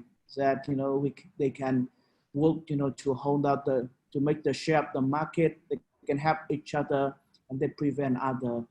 So I think it depends on the view. So we can definitely work with each other on the context of the shipping supply chain. And I think that although we have, you know, the COVID-19 is a dark cloud cover most of everything, but I think that we have a lot of opportunities, and this event is a way that we try to prepare for the post-COVID period. I mean, so I'm happy that all the speakers bring out very informative and very insightful presentations, and receive a lot of questions on that. And I also would like to thank all the participants for your patience. And I'm very happy to see many people attending and many people participating. And the first and the second and the third, of course, will be the numbers going down because maybe healthcare people already gone. Of course, some consistently stay here, but I think it's good sign. So I mean that I see a lot of sharing here. I mean, many people may not speak out, but sharing information here. And to definitely going on with that, of course, with Akram and other people, we have the trade office representative here, Mr. Bùi Trung Thương here. And also we have a dedicated person in the embassy working on economic issue. And we definitely working out as ambassador instructed, we work out the ad hoc. So we establish maybe some group through WhatsApp or anything else so that we allow all the people in the textile and healthcare people to share information, and you can post there anything that you need. So we create, you know, some kind of hub for the people who have the common interest to share and to work on, to continue on that. We're not stopping here, but we're keeping on so that, you know, our promise to do so. And of course, the second thing that is, as Akram, also the ambassador said, it's not at the end of that event, but it's not the end of the series, but we have the whole Indo-Vietnam Business Forum. So it's conducted about more than 10 events from now until the year end to prepare all the business in different sectors for the post-COVID-19 period. So in that way that we do hope for your support, and please, you know, contact us, contact Akram anytime. So if you have any questions, so we hopefully that we will cater on type of needs and any demands for that. And we know that it's a depressing time, but we have very high hope for the futures. So on that way that we're thankful for your support and for your contributions as well. And I really hope that because if we work with each other, we collaborate with each other, we support each other, so that makes me stronger. And we have a home one, because one of the things that although COVID-19, but we have a lot of opportunities because the world market is open up very soon when the COVID-19 visit. So I hope with that in mind, I wish you very best on your career, and I wish you very successful business, and also good health to you and also your families. Thanks a lot. Thank you so much, DCM, for your kind word of thanks, and wonderful to. I really want to thank the embassy and DCM, the Excellency, Mr. Bui and Ms. Dang, for the wonderful support and collaboration that we are doing. As you already said, that this is just one. So I just want to request that anyone who would like to explore business with Vietnam, we will come back with more details later on. I just want to say that in future, post-COVID, we will be very happy to collaborate in terms of taking delegations to Vietnam, like with exact specific business proposal. It is just not about a tourism visit or tourist travel. It is about exploring the business. The second is we are also doing a series of webinars and discussions where very high level European American banks are coming on board. So if any Vietnamese business wants to invest in India, we have some international financing organizations or agencies which can support us financially, or any Indian businessmen want to do business in Vietnam. So in that way also we can do a lot of collaborations. Policy Times is actually a media promoting developmental journalism and policy advocacy in India and across the world. So our one aim is that in our lifetime, we want to see India one of the most prosperous nations of the world, along with having wonderful relations with our beautiful neighbors, Vietnam being certainly one of them. So this is our motto, Policy Times motto. We are not just about typical media. We are a developmental media. We don't talk anything other than development. So that's our motto. With this, I really want to thank everyone for joining us today. I forgot to one thing that would like to thank you, Mr. Akram, also all the people behind the scene to work very hard, for that event. So would join me to give a big applause for that. And it's all to my team. I'm really Thank you, Mr. Akram. Thank you, Mr. Akram. It was nice. It's a very good webinar actually. And just like I would like to know one thing actually. If you are talking about this textile only, or handlooms, or any other sector also that you discuss the whole things in Vietnam and Indo-Vietnam relation. And I want to know. All sectors. All sectors. Yeah, certainly. We will try. We'll try our best. We did not cover all sectors. So I'm not sure that how that go. I think the next event will be tourism. Right. It's my pleasure. You have to make him to think of, the holidays after a long time you're staying at home. Okay. Right, sir. So yeah. Hope to see you again all. Yeah. Namaskar. Pleasure to talk to you all. Right. Yes, sir.